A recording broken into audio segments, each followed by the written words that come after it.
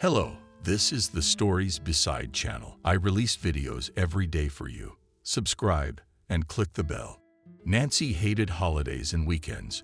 All normal people couldn't wait for Friday because it was followed by the most pleasant days of the week. For Nancy, the upcoming weekend always had a negative connotation. And what could be joyful in grueling housework while ruling with family scandals?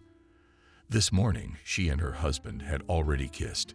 Barely Nancy thought of her friar. As he was born on the sofa was, opening one eye. Spouse grumbled, "What are you beating like a mouse here?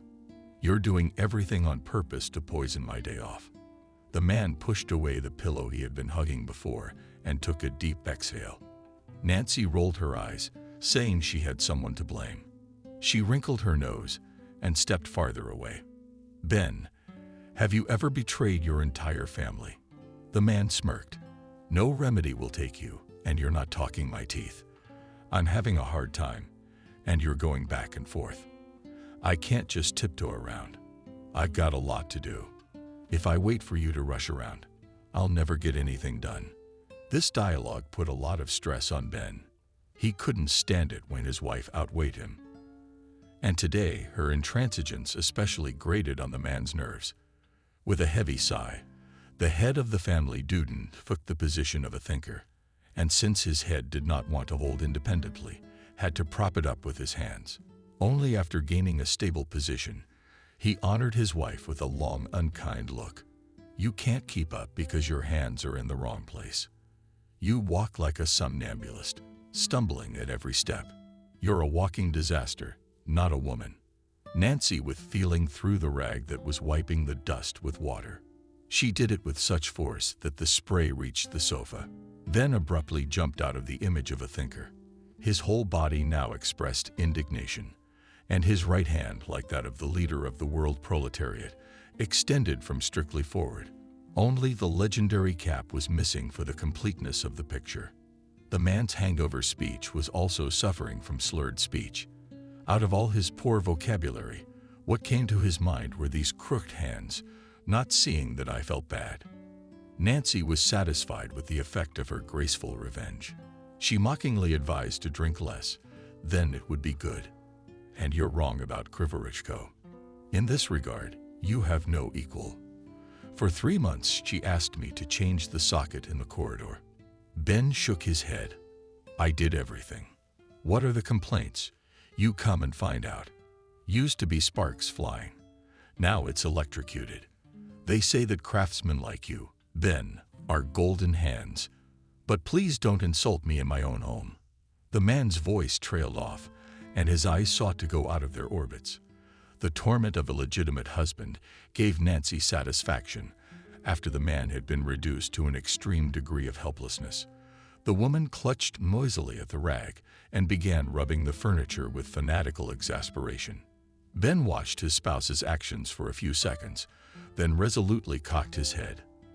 But from this ill-considered action, red and purple circles swam in front of his eyes. The side effect of a cheerful Friday was due to the fact that the day before the man drastically overdid it and was now unable to hold an upright position. For more than a minute, his large body spontaneously collapsed on the sofa. And there were tears in his voice. "Nancy, why are you being so cruel to me? It's bad enough without your lectures. And you're adding to the pain. You're a woman, so you should be merciful." Nancy grinned wryly. "Mercy doesn't extend to the likes of you, Ben. I'd rather pity a benign cat on the street because he does not drink vodka." And all that burns men belittlingly looked at his wife, Nancy. "All right, let the good cat be dearer to you than your own husband." Well, there was no water to take a sip of. This call broke against the wall of incomprehension. The woman looked at the sufferer in male form and said with disdain, "Legs are there. Go to the kitchen and serve yourself." Ben grabbed the left side of his chest and faked a heart attack. But the woman only grinned. "Ben, it's time for you to change your cardiac repertoire. Not jamming vodka in the garage with Akis of various stripes. They're on a non-alcoholic regimen." Nancy gathered up her cleaning supplies and proudly walked past her husband. She was already behind the door, but apparently something clicked in her soul, and she called out to her daughter Helen, Stop dying. Father is suffering. Bring him some water. God forbid. He's going to drop his hooves. We don't have money for a funeral." From somewhere in the back of the apartment came a grumbling sound. "You can't do this without me. I'm entitled to a decent night's sleep once a week." The daughter walked barefoot, fell into the kitchen, and cast a glance in her mother's direction. But the latter did not respond to her indignation. Helen filled a glass with water and headed for the sofa on which her father was suffering on drinking Ben in one gulp, and left the vessel. "Thank you, daughter. I have you as a true friend and comrade. And our mom, she's as cold as a queen from a fairy tale." Nancy couldn't stand it. She appeared on the living room doorstep, but now with a rolling pin. Really, this instrument in her hands of the enraged woman looked more like a bat. "I see you've been sneaking around behind my back. Well, what I want to tell you is this. There are no lackeys here, and I don't have to fulfill your wishes. You two have been wandering around till morning, and then you make some kind of claim on me." Helen realized her mother was in a bad mood today, so she rushed over to her and kissed her. "Mommy, don't be offended. It's just a figure of speech. You're the most beautiful, the warmest." "True," Daddy Ben mooed enthusiastically and threw out his hand in greeting. Mouth front. Not even the toughest woman could resist such a display of affection. She considered herself weak. She looked down at her husband and daughter with revelry. "Get yourselves cleaned up, and we'll rush you, so you both overslept tomorrow. And it's a long way from lunch." Helen gave another kiss to her daughterly love. "Mom, we'll call this meal Saturday lunch." Women affectionately slapped their daughter's soft spot. "Go get dressed and hide. You've got a nightmare on your head. Mom, you don't understand anything about modern fashion. It's the latest fashions. Half the city is wearing these things." Helen kissed her father and ran to her room. Ben struggled to get up from the sofa and wandered into the bathroom. "I have to take a shower. I've got you too stormy today." Soon there was a steady sound of water, and Nancy calmed down a little. She tried to turn her attention to her current problems, but suddenly her husband's cheerful voice came from the bathroom. "Nancy forgot to tell you that Molly is here. I met her yesterday, and she asked if you could come by. As soon as she's free. She's not much of a lady. She could have come herself. The crown won't fall off her head. Do as you please. My business is small." I was asked. I passed on the information. In just 10 minutes, Ben had undergone a dramatic transformation. A healthy blush burned on his cheeks. There was no more hangover cloudiness in his eyes. Nancy held her gaze on her husband and said with satisfaction, "Well, now it's different. You look like a human being now." The man threw a wet towel into the bathroom and tried to hug his wife, but she wrinkled her nose. "Ben, do you smell so bad you can snack?" Apparently, he expected a completely different reaction and said with irritation, "You cannot please you. Then you do not like this, then the other. You don't break your nose. Like a girl before her first wedding night." Ben, thinking what you say, would be ashamed of his daughter. Helen informed in a cheerful voice, "Mom, don't worry.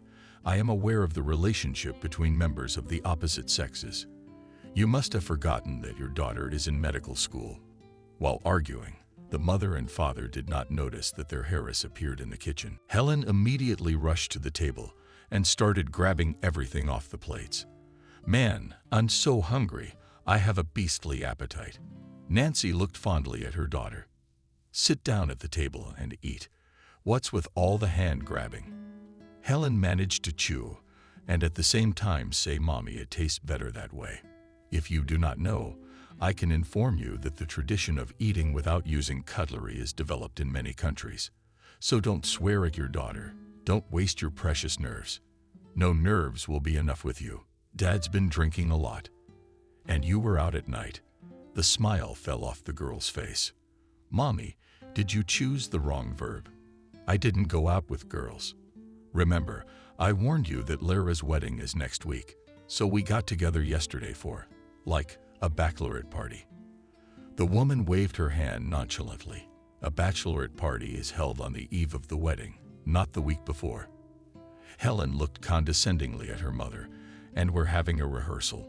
Nancy repeated the dismissive gestures and said in the same tone, "What a life. Everyone's rehearsing hairstyles, bachelorette, and bachelor parties. What's the use? It doesn't. Family life doesn't depend on those little things. It can't be rehearsed." The daughter said nothing to her mother. She looked expressively at her father, as if expecting him to support her. Ben had managed his lunch and was now drinking tea. Although the wedding topic was far from his interest, he couldn't refuse his daughter's support, making a smart expression on his face. The man remarked to his mother, "You're not on a roll today. You're picking on me. Now you're talking about the wedding. I don't care how people get married. The wedding should be fun. Who would doubt it? You're all about fun.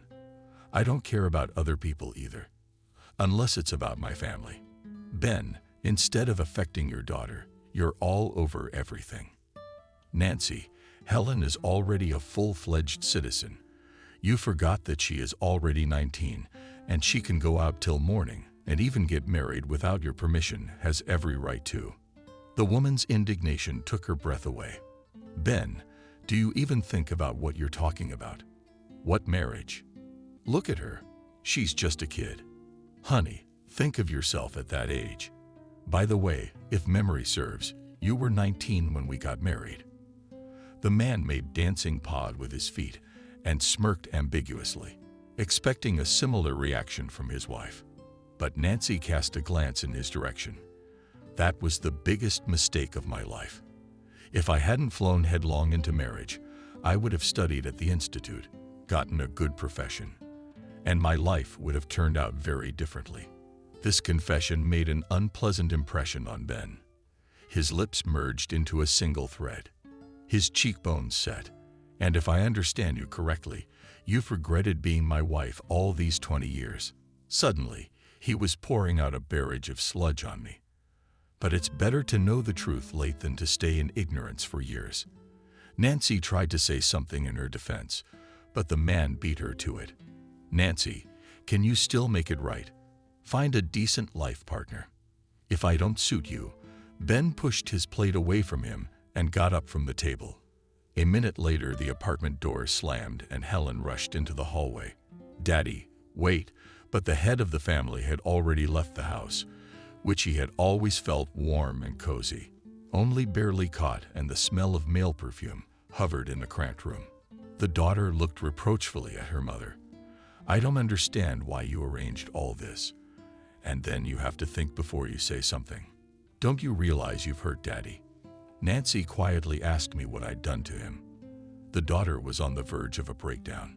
"With your confession, sometimes it's better to be quiet than to speak.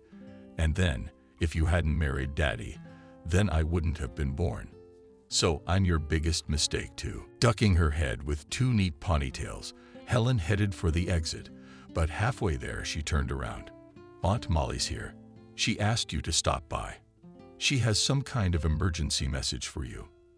The door slammed again, and Nancy was left alone with her unhappy thoughts. She was already regretting having said so many nasty things to the people closest to her. But the germ of doubt that had been brewing in her heart for a long time now, especially strongly lately, began to bother her. So when her daughter informed her of her girlfriend's upcoming wedding, this unpleasant feeling immediately reminded herself. The brothers were born and raised in a village lost among the forests. But like most young people of the post-war era, they were eager to take part in something important to the country and take. The elder James, after serving in the army, set out to conquer the North. He dreamed of sailing the sea, but after 2 campaigns he realized that he would not make a navigator. The first failure did not deprive the enthusiast of faith in his abilities, and James got a job at a mining enrichment plant. In this field he found himself and wrote optimistic letters to his relatives. In one of them he reported, "In another month I will get a separate apartment and marry a wonderful girl. Lissa also works at the mill, taught chips. I hope she will fit into our friendly family." A little later James wrote that he and his young wife celebrated a noisy housewarming party, and they were given a 2-chamber refrigerator from work.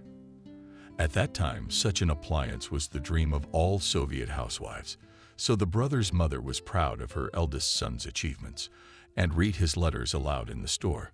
Rural women oohed and awed. "I envy you. No luck. What a good son. And he sends them money every month." Envy bit the younger brother's soul too. Alex also dreamed of success and getting rich. However, his plans did not include moving too far away from his native land, and he found an interesting occupation in the regional center. After studying at a vocational technical school, Alex got a job in a construction organization. He started out as a simple laborer. Then he entered the institute by correspondence and became a site foreman. In his personal life, too, everything developed in an increasing way. Alex married a modest girl, Kate, and a year later Nancy appeared in the family. The first childhood memories of his youth are connected with his father. Alex took his little daughter to the construction site and showed her from a bird's eye view of the mountains. Watch, daughter, and memorize how cities grow. Nancy was breathless at the panorama below, but she wasn't scared at all because Daddy was there.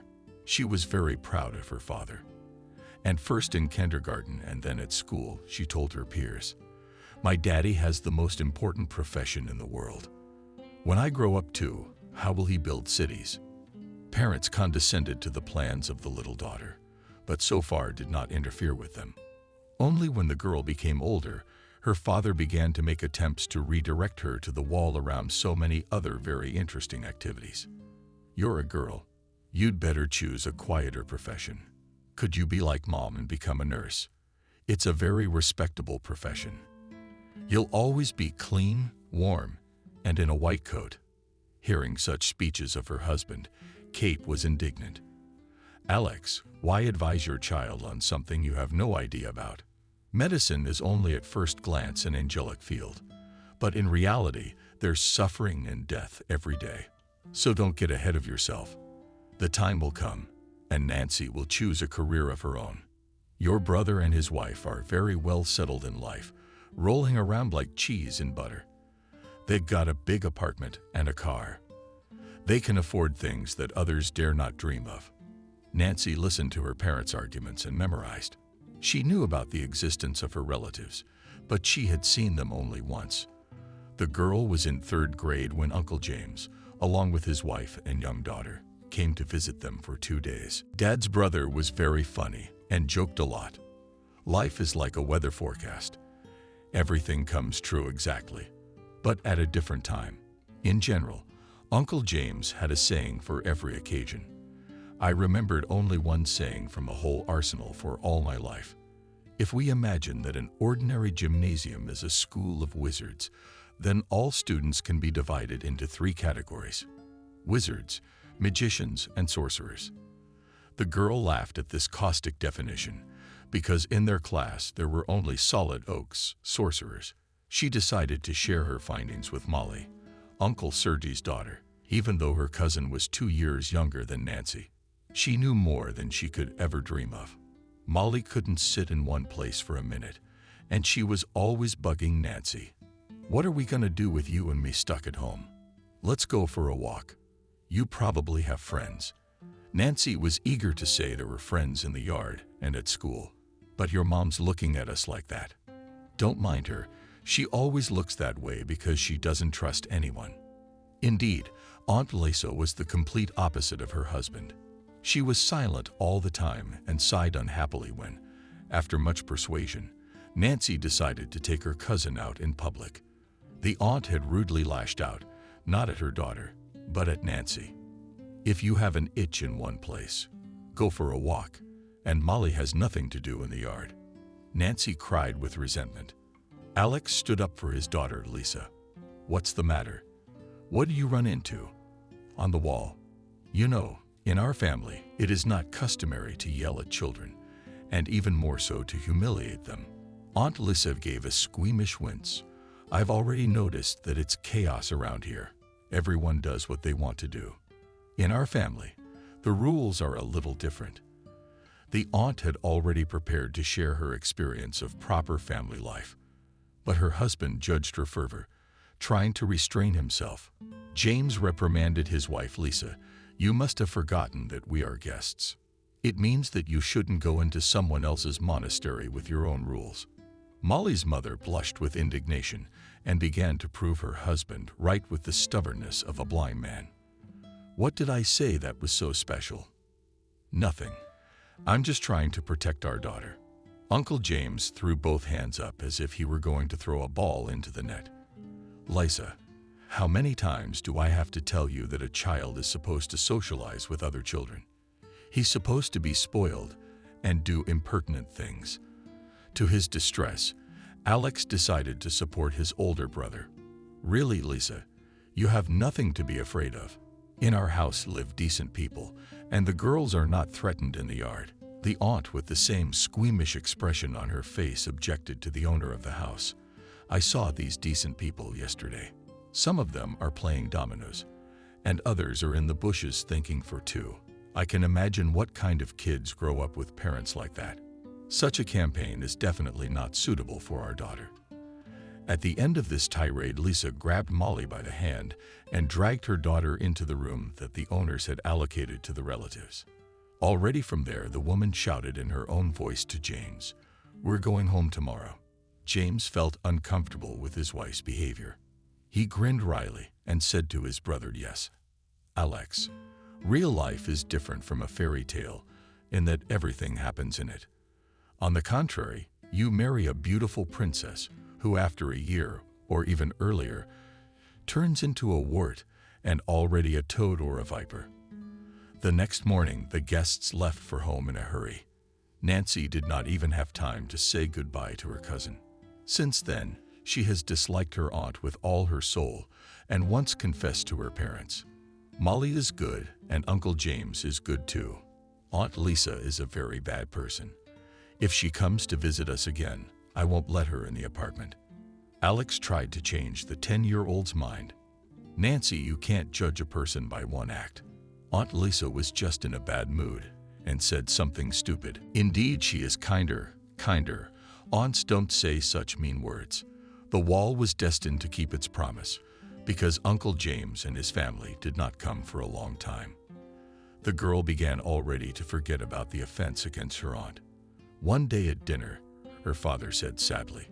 James called, said that he was diagnosed with a serious illness, and he no longer works at the mill.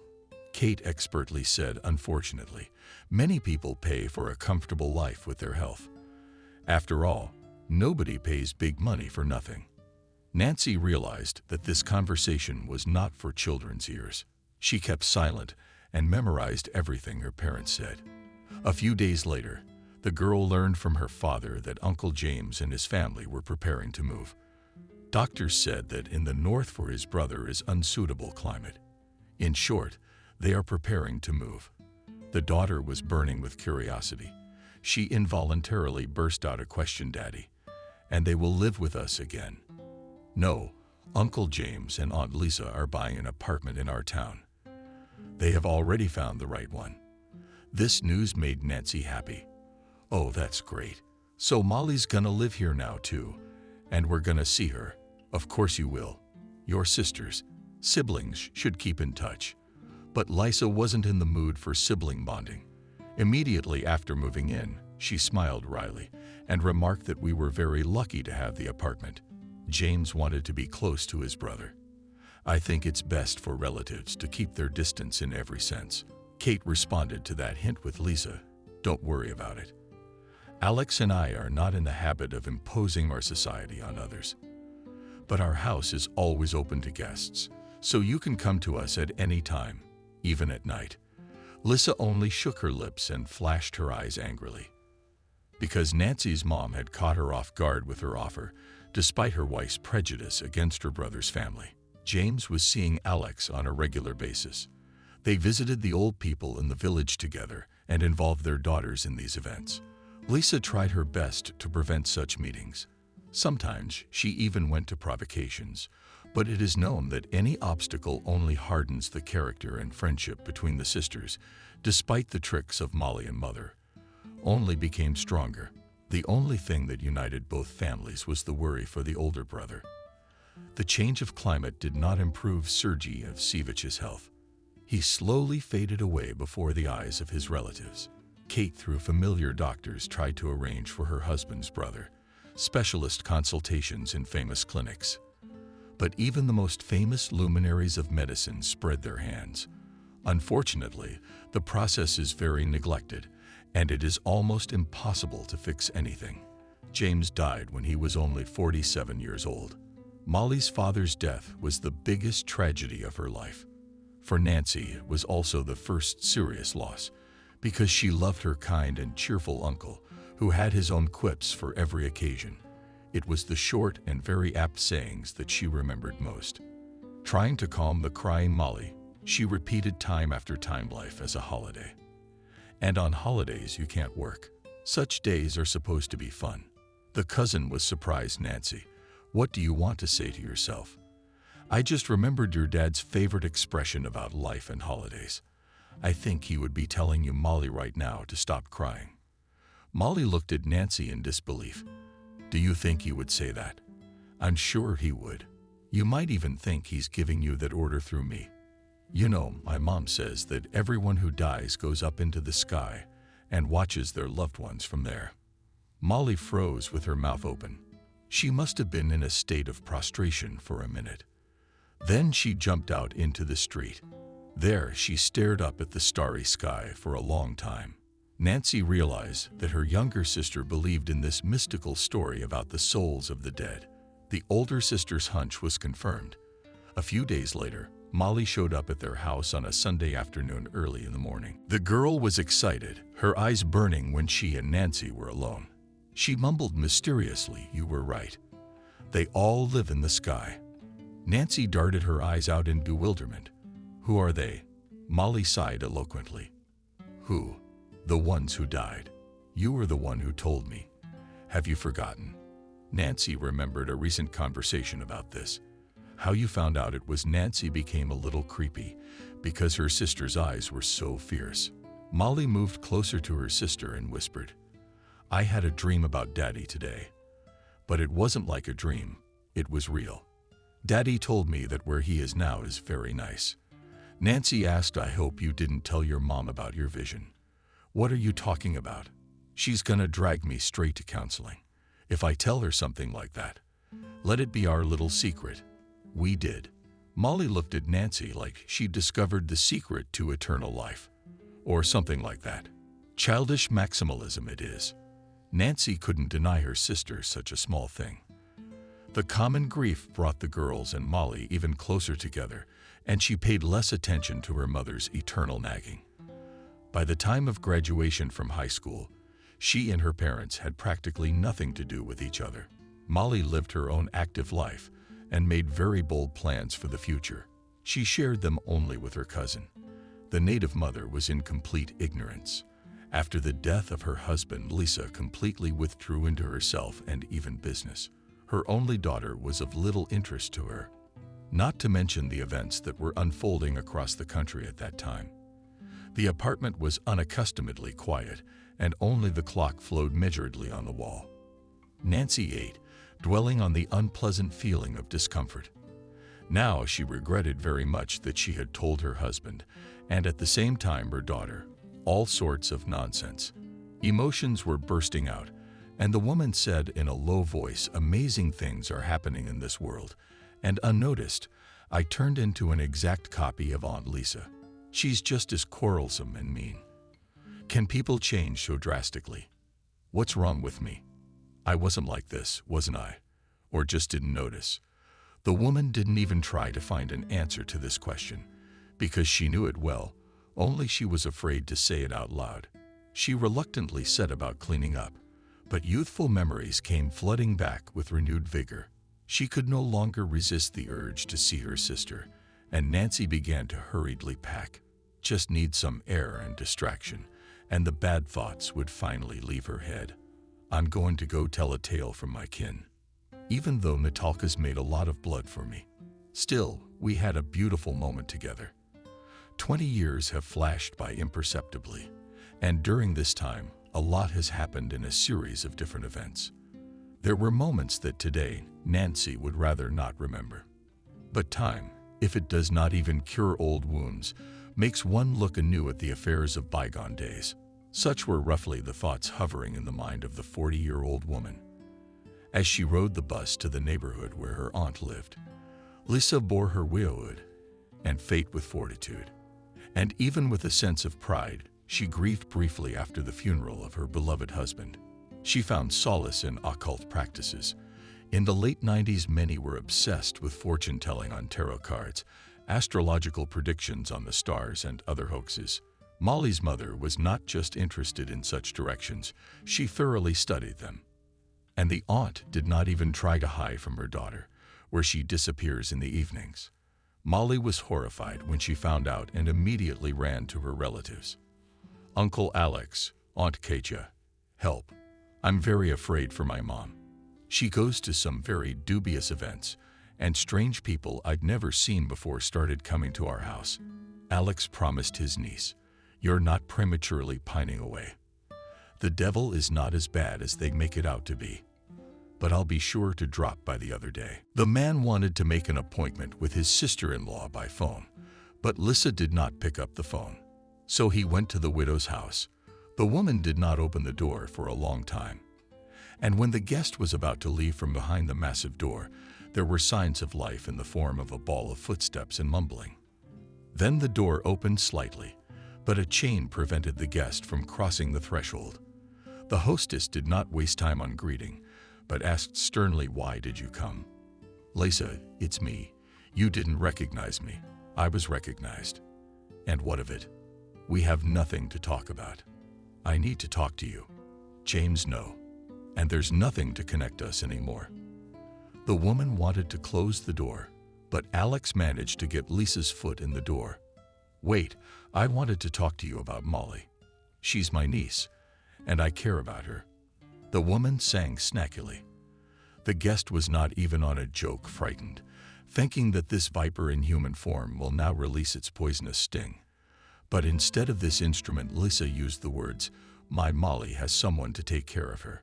So we don't need your help, kinfolk, and we're better than Sasha. Go goodbye and don't come back.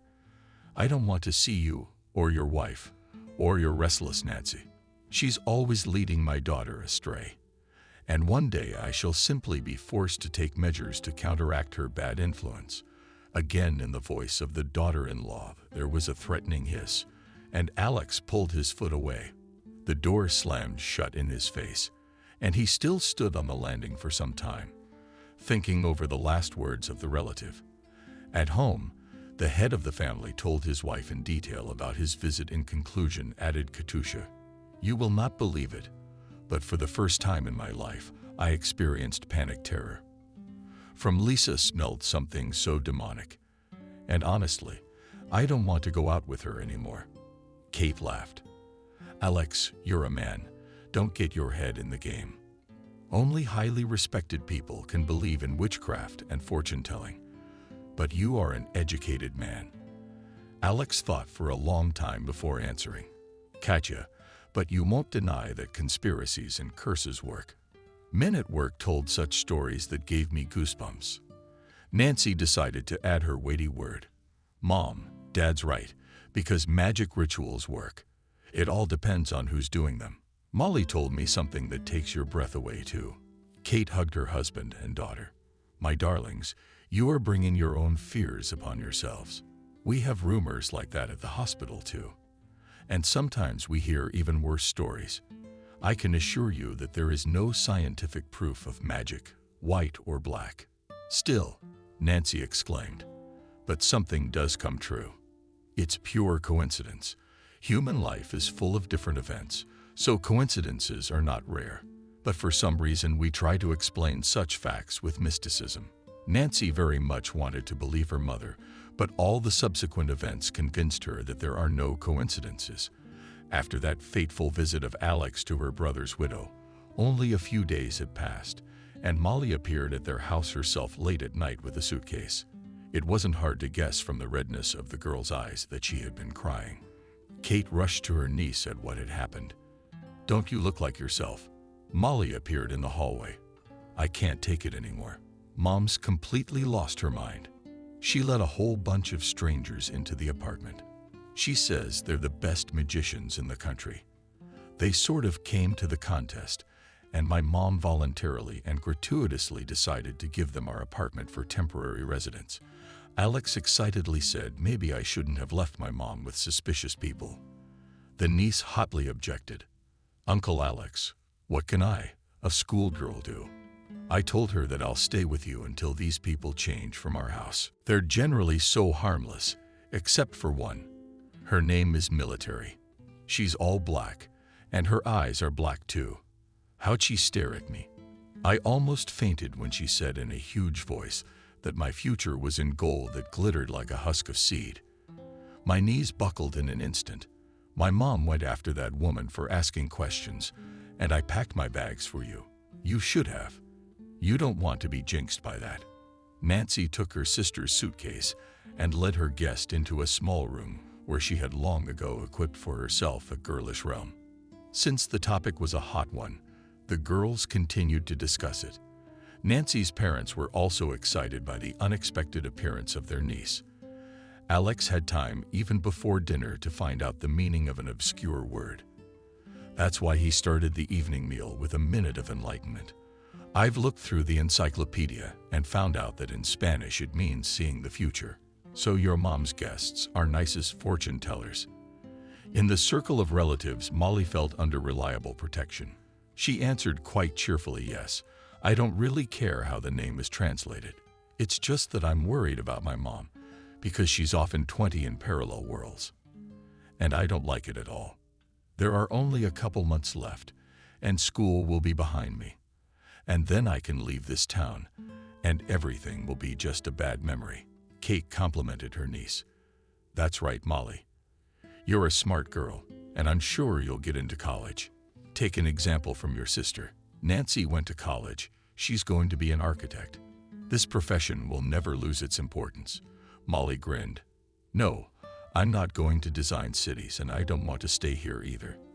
I'll go to the capital. There are more opportunities there. Molly stayed with them for almost a week. Afterwards, she confessed it was the most wonderful time of her life.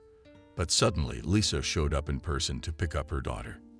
This time, however, the relative was the personification of peace. Kate, though surprised by the visit, was also hospitable. Lisa, come in. We were just about to have tea. The girls made cupcakes. Let's taste them together. Mila smiled at the invitation, but refused to have tea. Some other time, we'll have tea. There's no time now.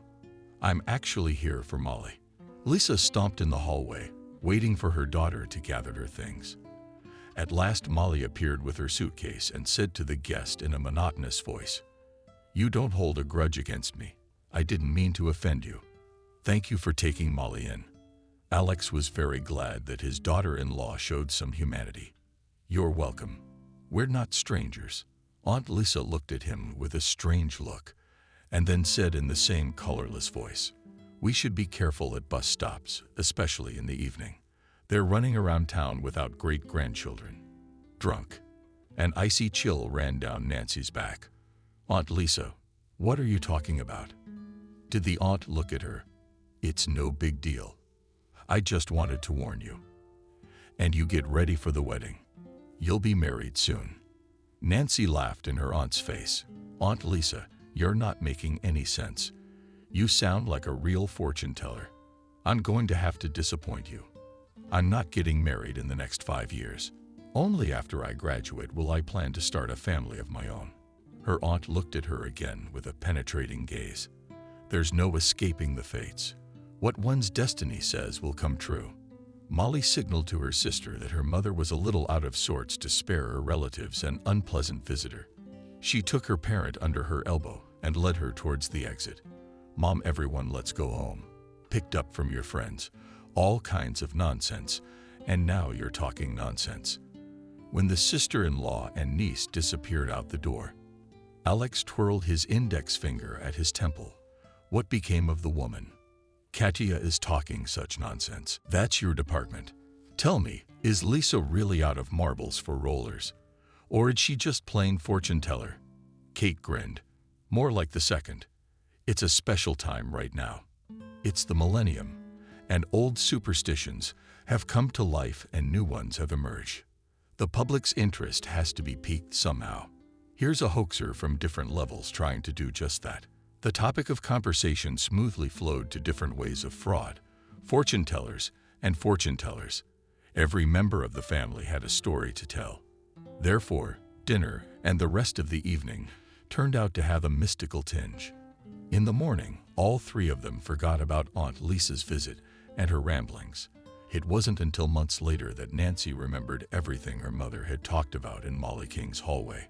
Nancy barely had time to touch the bell button before the door swung open, and all the passions were back in her arms. "Nancy, how have I missed you? You have no idea how long it's been since we've seen each other." "Probably 5 or 6. A disgruntled voice came from the darkness of the hallway. "Molly, let the man into the apartment." "What's the fashion?" On the doorstep to hug Molly, Mom waved her hand. "This is my sister, and I have every right to greet her with violent emotions." Molly let the guest through and pointed towards her room. "Come on, we'll have tea later." "Nancy, I agree." I nodded only from the table. "So I don't want to eat. I got my own things to do, and I'm here for you." "Yeah, I met Ben yesterday, and I told him to tell you to come by right away." "You have no idea what I dug up the other day. Probably some kind of mind-blowing wedding scenario." "No, you didn't." Molly shut the door tight and winked at her sister. "Mom's gotten very inquisitive in her old age, and a few times have gotten her in the act." Nancy muttered, "Let her eavesdrop rather than engage in dubious business." Molly stared pensively at one point. "Yeah, I'm having a hard time re-educating her. Honestly, I can't believe Mom was ever obsessed with any of this stuff. Although, sis, deep down, I believe in predictions myself sometimes. You're not alone." "I do too, especially lately." Both women were silent, each thinking about something else. Molly went to college after high school, but graduated with great difficulty.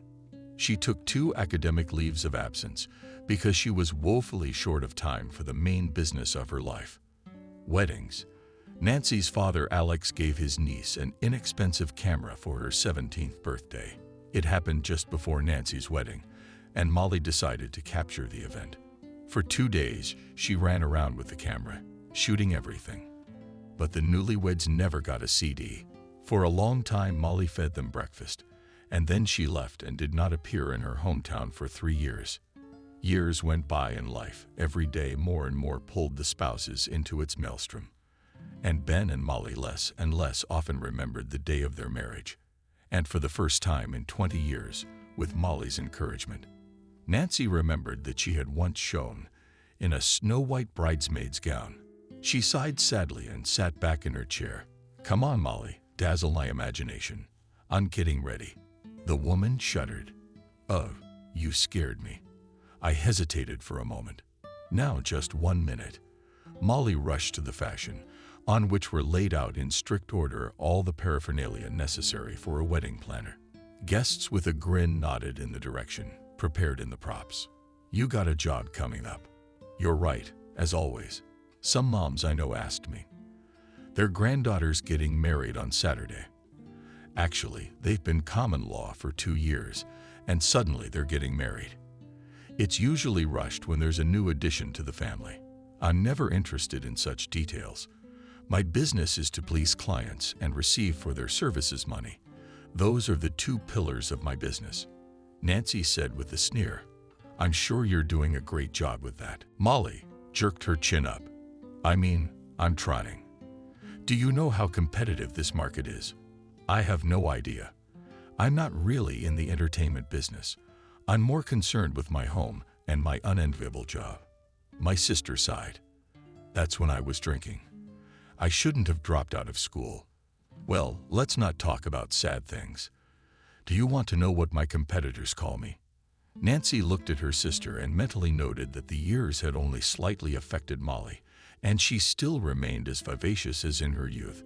There wasn't a single wrinkle on her face, and her blonde hair was neatly localized down to her shoulders. As her sister didn't answer her question, Molly began to shake her. "Nancy, why are you silent? I don't recognize you." The guests laughed. "I was speechless at the sight of your beauty. You're all dainty and well-groomed, aren't you?" "Aya." Molly let out a heavy sigh. "What beauty is there? Pitiful glimmers of the youth that escaped me. It's nice to eat." "So, where were we?" "The competition. They gave you the nickname Molly." In a well-practiced voice, said, "Please love and welcome." "This is a rare exclusive." Wedding General Nancy clapped her hands. "You know what, sis? There's something in that, isn't there? I can't judge your professional qualities because I've never been to one of your events, but you have the exterior to match the rank of general. And I'm talking about 20 years in the business. I love making people happy. Too bad most of the time that happiness is fleeting. That's for sure."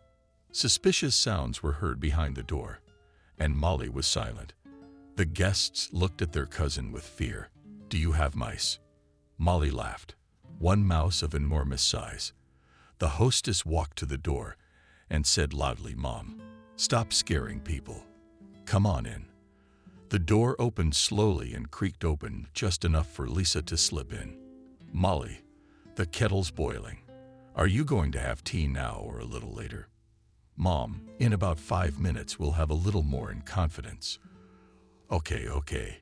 You girls talk. And I'll wait for you in the kitchen." The door closed, and Molly confessed to her sister. "Sometimes I feel like Mom's trying to make up for her past mistakes. I feel sorry for her, but I don't know how to help her." "Molly, it's very simple. You have to love your family. Parents value love, care, and respect for their children above all else." Anastasia's voice treacherously trembled, and Molly hugged her sister Nancy's ears again. "Don't beat yourself up. It wasn't your fault. It was an accident. That's just the way it is. But your mother warned us about the accident. We didn't believe her. We thought her words were nonsense." Nancy felt tears come to her eyes. She remembered again the terrible day her parents had died. It had happened shortly after their wedding to Ben. The newlyweds learned that a new addition to their family was expected and hurried to please the future grandparents. Alex, according to a long-established tradition, decided to celebrate this event and invited his wife to dinner at Kate's restaurant. Who knows, maybe this is the last time fate gives us such an opportunity. The grandchildren will come, and you and I will get stuck in troubles. Hey, young people, are you with us or not? Nancy had been a cab driver since the first weeks of her pregnancy, and the thought of going to a catering establishment made her nauseous. "No, I'd rather not. I'll ruin your evening." Kate seconded her daughter. "You're right, Nancy. In your position, it's better not to take any chances." Alex, for such an occasion, paid for his new suit, and his mother wore a sequined evening dress. They ordered a cab, and in farewell, the mother, already from the car, shouted, "Tomorrow morning we'll call each other."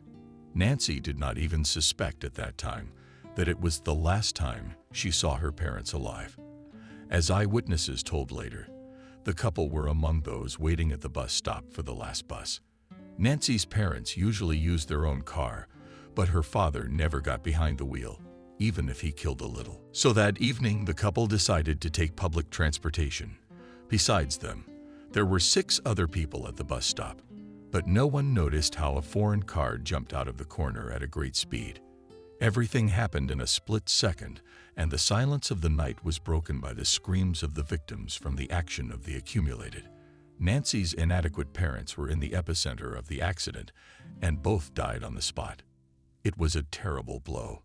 Had it not been for Molly, Nancy probably would not have recovered from that tragedy. Strangely, after the deaths of her late husband's relatives, Lisa had permanently abandoned her fascination with otherworldly practices.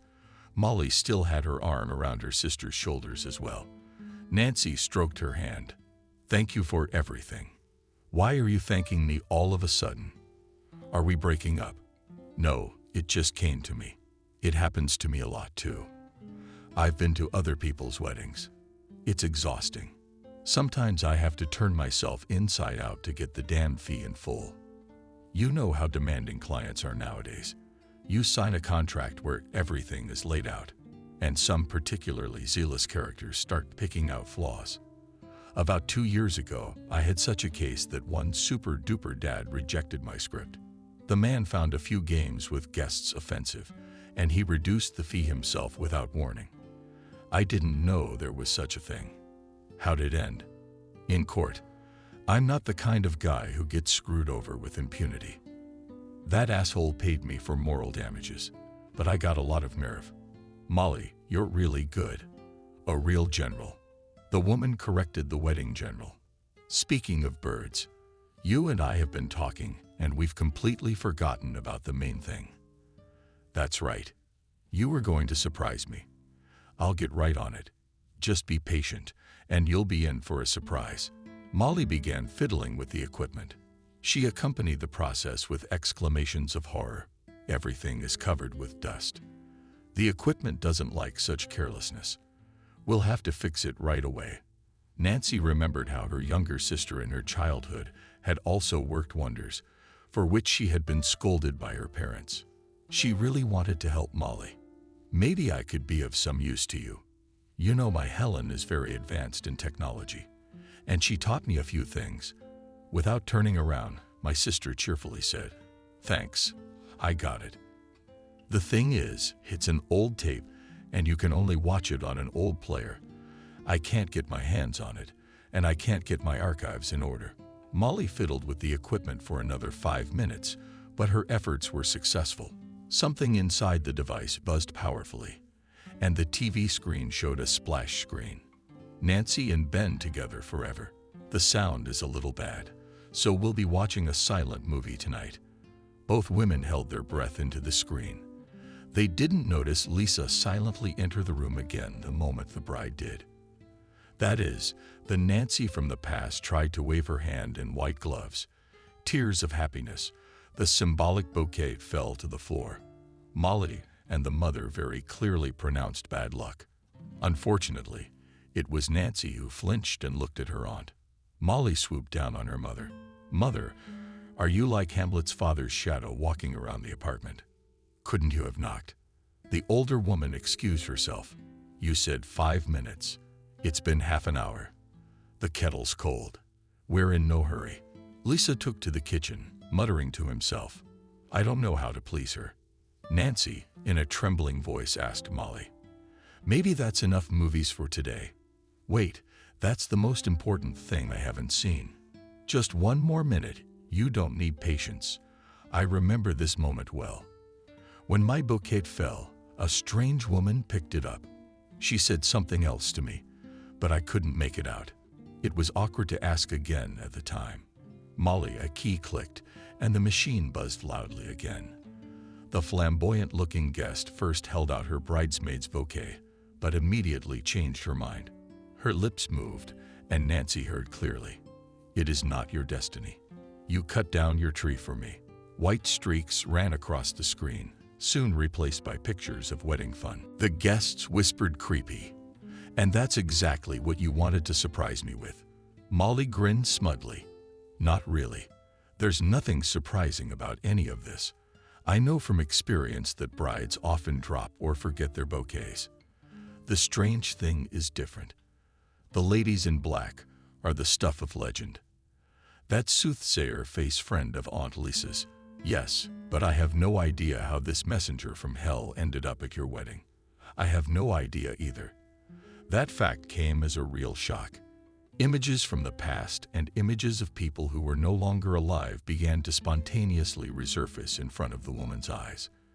For some time, Nancy remained in a state of shock, and Molly became worried. "Nancy, why are you so excited? Let's go and have a cup of tea.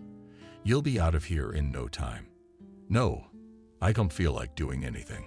"Look, don't worry. It's all over and done with. If I'd known that movie would make such an impression on you, I wouldn't have shown it to you." Nancy got up abruptly, "And I'm going to go.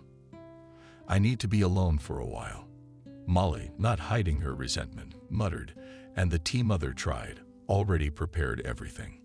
"Molly, don't be offended. Next time we'll have tea." And so we sat. "I don't understand, Nancy. Why are you making such a fuss? There's nothing we can do about it anyway. What's the point? You have a perfectly happy family. It's safe to say you've had a good life." "Yeah, you could say that. Or you could say it another way. I have a favor to ask you. If you can find out about this fortune teller." Nancy met the family hearth with a ringing silence. On the heart was empty and did not want to do anything. The woman walked to the bedroom and stood in front of the large mirrors. She asked her reflection, "How happy are you, Nancy?" And she cried because she knew the answer to that question. She was no longer surprised that for the second time in one day, she had to mentally answer him. Why had fate made such an abrupt reversal now? A period of reflection. Nancy's post-graduation period was short-lived. She realized that she was more attracted to architecture in the classical sense of the term. The girl thought that her father would be happy to hear about her decision. Alex cautiously asked Nancy, "Confess, did you really choose this institute by the call of your heart or for the sake of principle?" "Daddy, how could you think that about me? You know that I have been dreaming since my childhood." Father interrupted his daughter. "Childhood dreams and adulthood are not the same thing. Dreams most often turn to dust, and one realizes that one has fallen into one's own trap. I really don't want my daughter to be trapped like that. But if it's a sensible choice, I'm only happy for you." Nancy assured her father, "Papa, it is a sensible choice. I really want to be an architect. And it's a decision I made quite consciously." At this point, the discussion of their daughter's future was over, and the parents did not bring up the subject again. Despite the big competition, Nancy entered the university from the first time. She was also lucky in that she was enrolled on a budget. The young girl's imagination of the future was imagined full of grandiose affairs. About meetings with guys, she did not think then, because she considered the main goal of her studies. Together with her in the same institute entered the girl who studied in their school. Only Betty had graduated a year earlier than Nancy. The acquaintance was very happy when she met Nancy in the corridor of the institute. "Hello, nice surprise. At least one familiar face." Nancy was happy too. "It's nice to see you too. What department are you in? Did you have to apply for economics?" "I didn't get enough points to get into the budget, so I had to apply for a fee. No other options. I failed last year. And this year I'm unlucky again. It happens. Yes, fate doesn't favor everyone, but unlucky in love. You know, I've got a guy who's got 1,000 kilos in the firm and money at our institute, probably the son of some important official." "No, you didn't. My beau has already graduated as a mechanic and works in a car service. The money's just flowing into his pocket. You know, I've only been dating him for a month, and he's already given me a ring." Nancy gasped in surprise. "You're marrying him so fast?" Betty rolled her eyes. "If only our relationship were still in the active stage of development. Vetpova gave me a ring with a small stone in it, so no hints yet, but I'm waiting for him to get an engagement ring."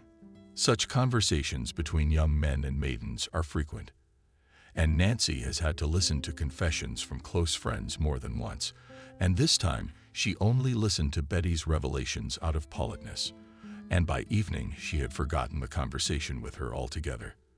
About a week later, the girls met again in the same hallway.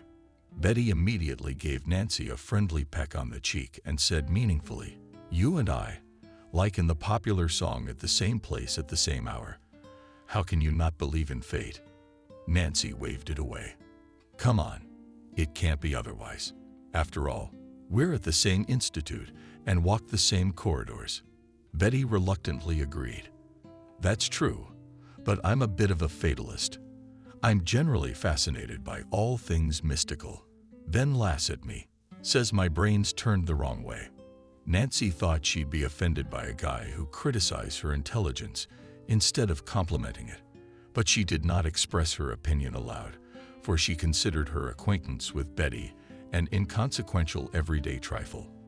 What was my surprise when she saw Owl Island again the day after class. Betty was a little confused. "I'm sorry to barge in on you, but I have some business to attend to." Nancy was in a hurry to get home because she had promised her parents to clean the apartment, but good manners prevailed, and she asked politely how I could help you. The friend immediately became animated. "You see, my Ben is having a party tonight. He asked me to invite the girls so that their mail company wouldn't get bored. I asked my friends, but they all had emergencies tonight. So help me out, friend." Nancy intuitively put her hands to her chest. "Betty, I'm sorry, but I can't make it tonight either. I've got a lot on my plate at home. I have a paper due. I'll do it another time." She responded by tugging on the sleeve of her raincoat. "I promised Ben today, and I don't want to disappoint him. He's so cool, so macho, and I can already see myself next to him in a suspended dress." Nancy shook her head, and Betty continued to talk her down. "Look, this is a chance to find a good guy. My Ben doesn't hang out with just anyone.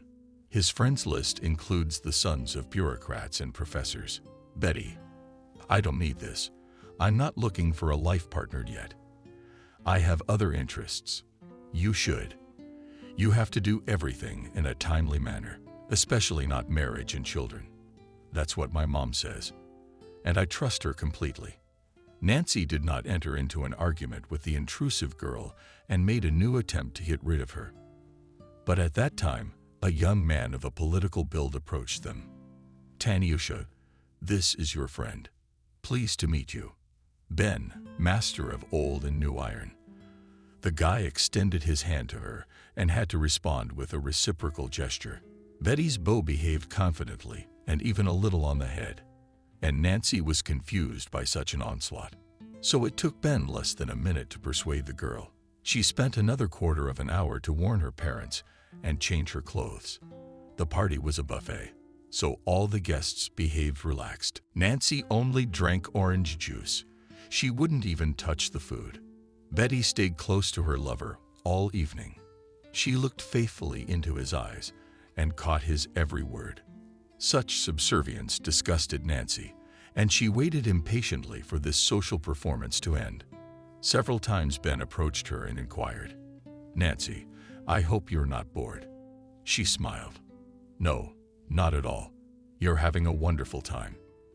As the guests began to leave, Nancy slipped into the hallway and pulled her coat from the coat rack. She opened the door.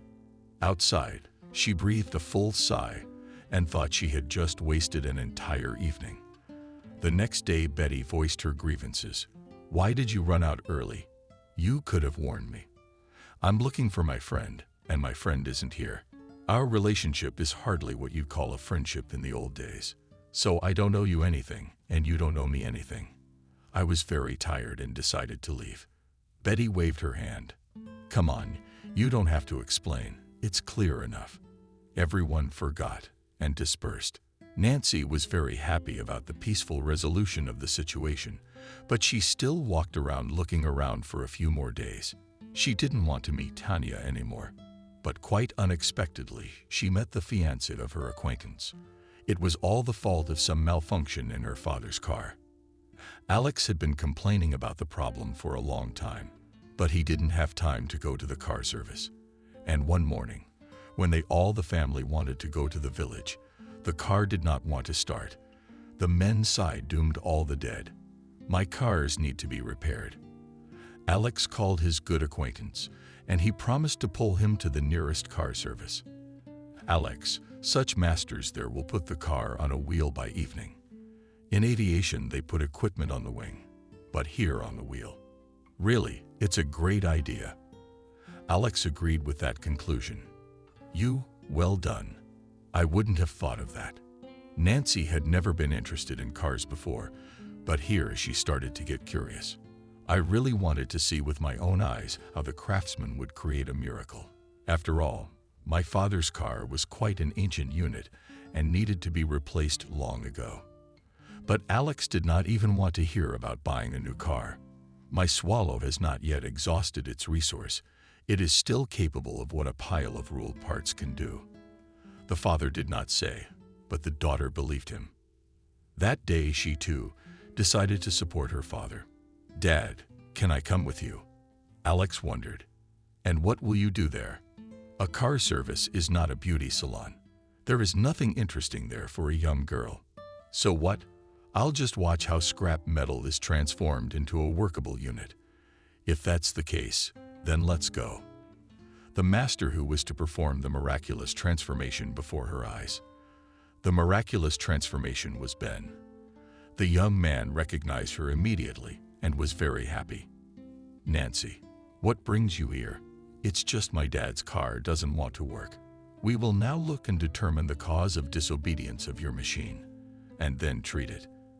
Alex was surprised that his daughter knew the master, who was recommended to him by an acquaintance. Trying not to attract attention, he whispered to his daughter Nancy, "I did not suspect that you have such useful friends." The girl also answered in a whisper, "Dad, Ben is not my friend. He's a fiancé. Thin Isle of yours. Remember I told you about the girl from our school? We're in college together, only she's in economics." He made a statement that said, "Yeah, I remember something. I think her father once worked in my brigade, but the pay didn't suit him, so he moved to the public utilities." Yeah, that's his exact last name. While the daughter and father were discussing mutual acquaintances, the car service workers promptly carried out diagnostics and began to fix the problem. Ben was pleased and informed the customers. "It could have been worse, but it was nothing serious. So in an hour or a little more, your car will be on the road." Alex was glad to hear from the master not so much reassuring prognosis as an affectionate nickname, which he always used when it came to his car. He gave Ben's hand a long shake. "Thank you for your understanding. It's a pleasure to have you take on the task of repairing my car. It is rare to find such competent professionals among young people today." Ben accepted the praise with a satisfied smile. He himself did not take his eyes off the client's daughter when the car was completely ready. Master and suggested Alex to check the performance of the vehicle. Nancy, the father, settled into the driver's seat and lost sight of his daughter for a while. Only later Nancy realized that Ben in such an innocuous way eliminated the father to the girl with whom he needed to talk privately. The young man, without further preamble, stated to Nancy, "After that evening, I don't find myself in a place." The girl did not understand what the boy, who by all accounts was not lacking in female companionship, was getting at. "Are you ill?" Ben felt his eyes. "Perhaps my condition can be called a disease. Your image haunts me day and night, and I don't know what to do about it." "Are you kidding? I thought you had a real health problem. My mom works at the hospital. She could help you get checked out." "Oh, thank you. I'll definitely take advantage of this unique opportunity, but a little later. For now, I'd like to ask you a small favor." Nancy had a responsive heart, and she prepared to listen to the guy's request. She even thought that Ben would ask for something to put into words for Tatiana, but what he said instantly made the blood rush to her face. "Nancy, I'd like to meet you. We could go to a movie or take a walk in the park. How would you like that?" The girl was confused. But you, Ben, guessed what confuses Nancy. "If you mean Tatiana, we have nothing in common with her. Absolutely nothing. She and I were having a nice time together, that's all." Nancy remembered Betty proudly showing her Ben's gift. The island had acted arrogant, as if she were the most attractive girl on the planet. Nancy had wanted to rub her nose in it from day one. And she had quickly realized that the most effective way to do that was to steal Betty's fiancé. Nancy lowered her eyes languidly and barely audibly mumbled, "I don't mind going out with you." Nancy didn't realize that her love had taken her on a whirlwind spin. After her first romantic encounter with Ben, and just a few dates later, she was already catching every word he said. Ben Duden gave her an engagement ring 3 months later, and Nancy immediately agreed to become his wife. When Betty learned that her friend had literally stolen her fiancé from under her nose, she wished her, "One day you will give with someone else's happiness, and I wish only one thing to happen as soon as possible." Betty was not among the guests at their wedding, nor did Nancy meet her afterward, because her life had changed dramatically after her marriage. First, her parents died tragically, and then a sweet little girl was born. Helen, the young mom, had to leave her studies at the institute and devote all of herself to her family. But she made this choice without regret. Only years later, she began to think more and more often, it could have been different if you hadn't dropped out or married another guy. The sun had been pouring down without mercy since early morning today, and the air conditioners were on full blast in the beauty salon. And Vanessa was enjoying the coolness. She was lazily flipping through the latest issue of a fashion magazine, waiting for her son's turn. Only Sophia knew how to turn the latest dunce into a real beauty, and Vanessa treasured her friendship with her very much. She glanced at her watch and took another magazine from the stack. Thoughts slowly flowed through her head like boats in a pond, and Vanessa calmed their slow, even relaxed flow. She was happy with everything, with the way her life had turned out and with her trade, which brought a steady income. Sophia appeared in the waiting room and, in a sweet voice, said, "You are already here. Now literally just a minute more. Please bear with me. I will sign a little to the client and invite you in." Vanessa condescendingly waved his hand. "Don't worry, Sophia. It's such a divine chill. I'm ready to sit for hours. I am very glad you are comfortable." And Vanessa sank back into pleasant thoughts. When the Creator had distributed his gifts to the earth, he had obviously not noticed the small villas, so she had gotten practically nothing but inventive minds. Unique, capable with an ugly girl manifested itself already in kindergarten, and educators were surprised. So ugly, but so smart. Probably, she will become a scientist when she grows up. Vanessa's parents do not bother to take care of their daughter. They were constantly fighting. The girl was thrown like a ball from one old man to another. But since Vanessa was an unusual child, she liked this way of life. Then her parents separated for good, and the girl was sent to be raised by her great-grandmother, who lived on an abandoned farm.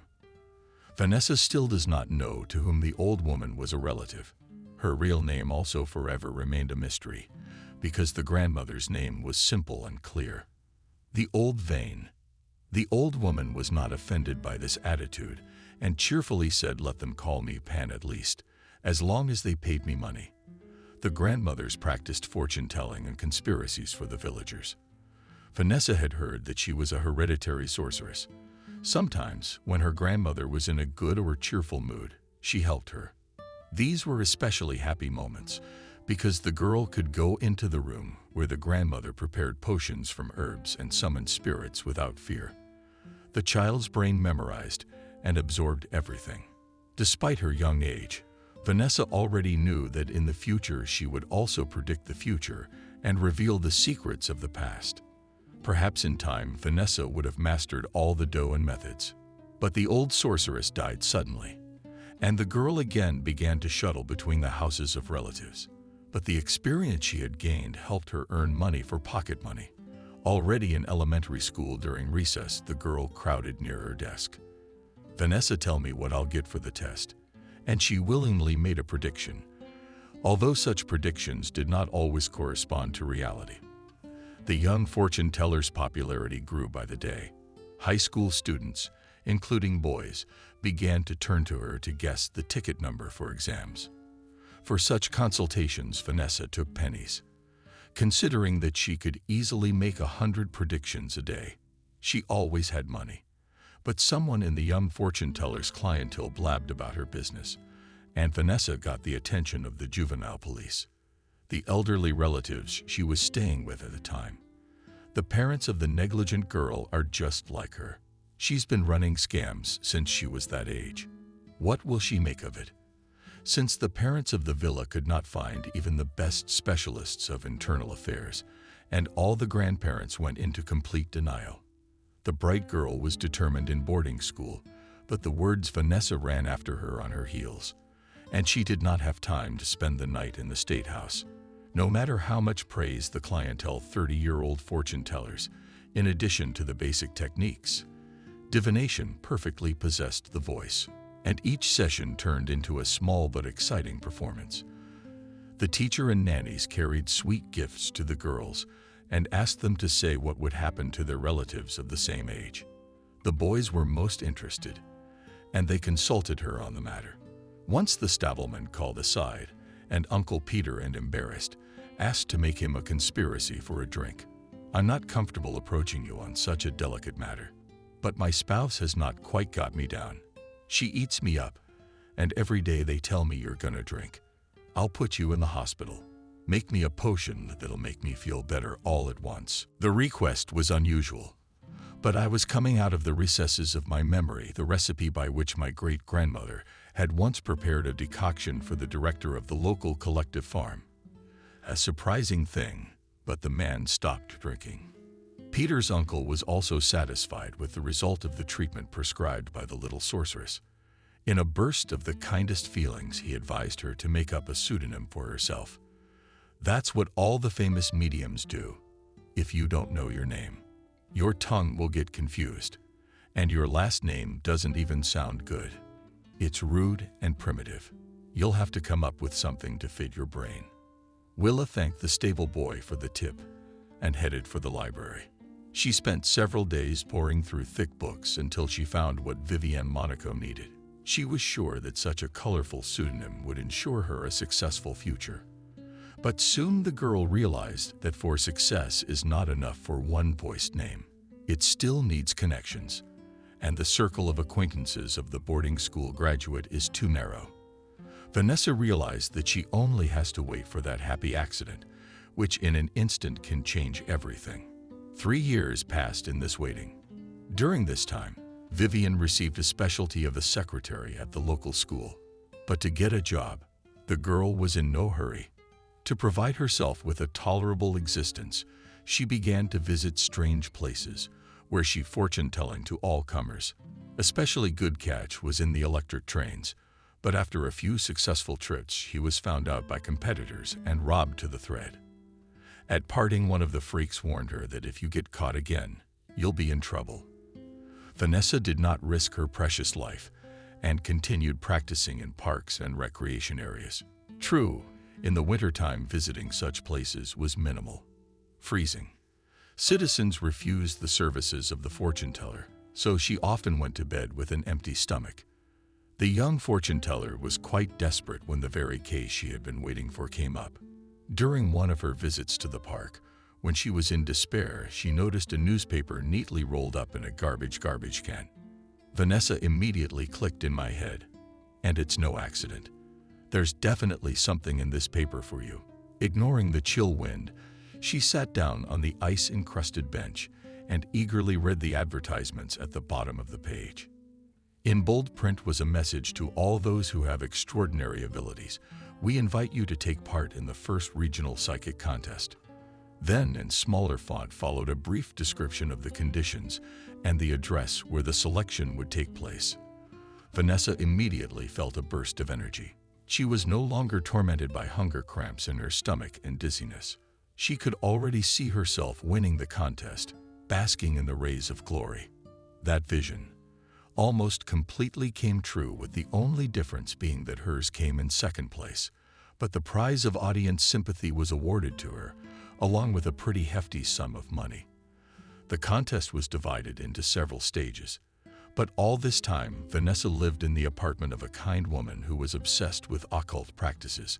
Lisa had a daughter, but she disappeared from the house as soon as she saw the strange guests in her apartment. Vanessa herself was not very happy as a child and asked the landlady, Aunt Lisa, if we should clean up. It's awkward, we're comfortable here, and your daughter is nowhere to be found. It's okay. My daughter has relatives across town. My late husband's brother and Molly's family came to visit. You're not shy. Make yourself at home now. Vanessa physically felt a thin string break in her heart. She cried on the bosom of this kindest woman and told her about her hard life.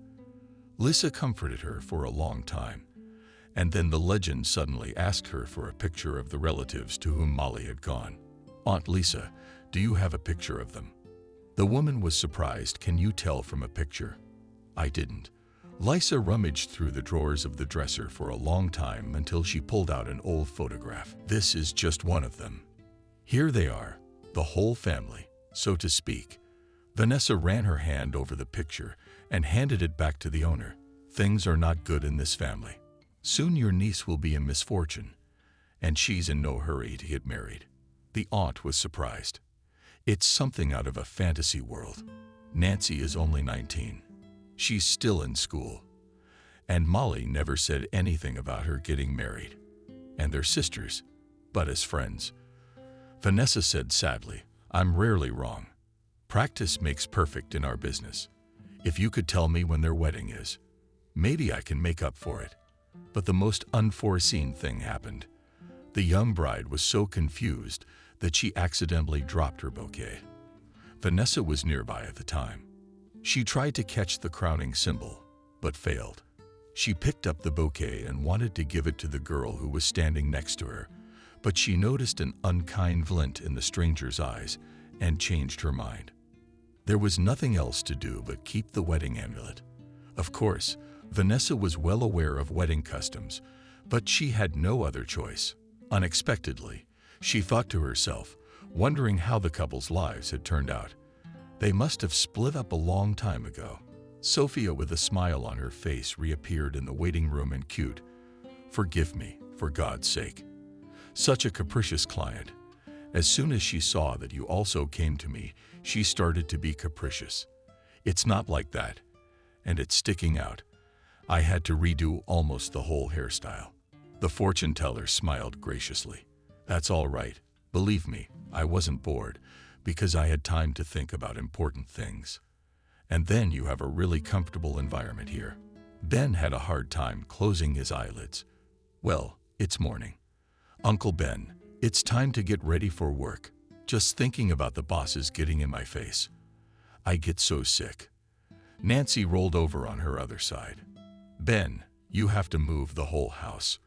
I wanted to get a little lower in bed today on the second shift. And on the subject of bosses, I can tell you that if you had your brains in the right place, you wouldn't have to take orders from someone else today." "Thank you." Wife was supportive. The man threw back the blanket and grabbed his pants from the chair, but while trying to pull on his tights, he got tangled in his pant leg and almost fell. What kind of life is this? Pants don't even want to listen to me. "Nancy, did you give me a steak or a potion? What kind did you slip me? I'm getting chalky in my old age. I've got nothing else to worry about. How can I poison you? You're the one who's trying to get off the hoof. If you don't stop drinking vodka by the bucketful. Why are you slandering me? I know the measure. If you knew the measure, you wouldn't have drunk your car dealership, and I wouldn't be counting pennies till payday.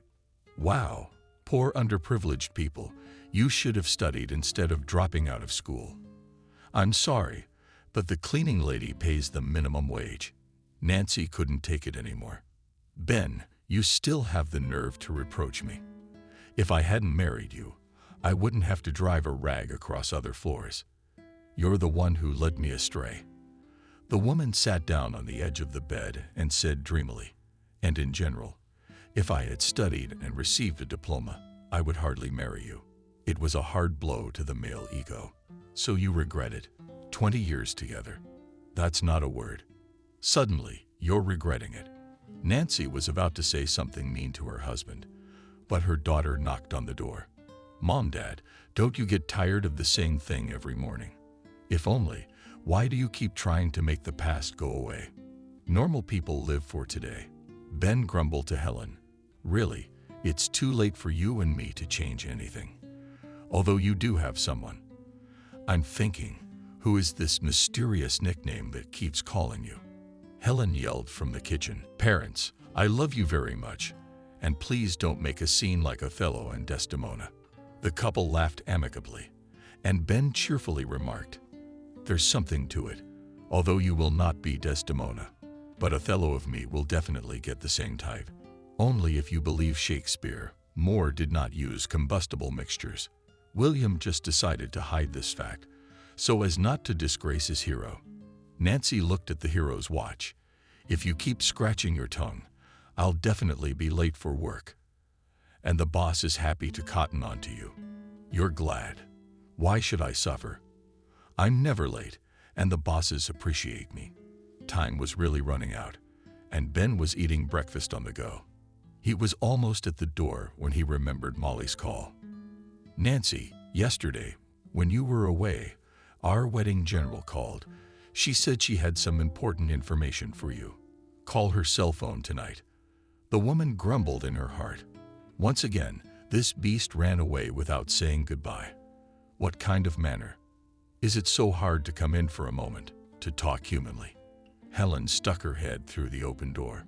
Mom, you know that Aunt Molly is not an ordinary person. I don't know how you can do this for almost 20 years in a row.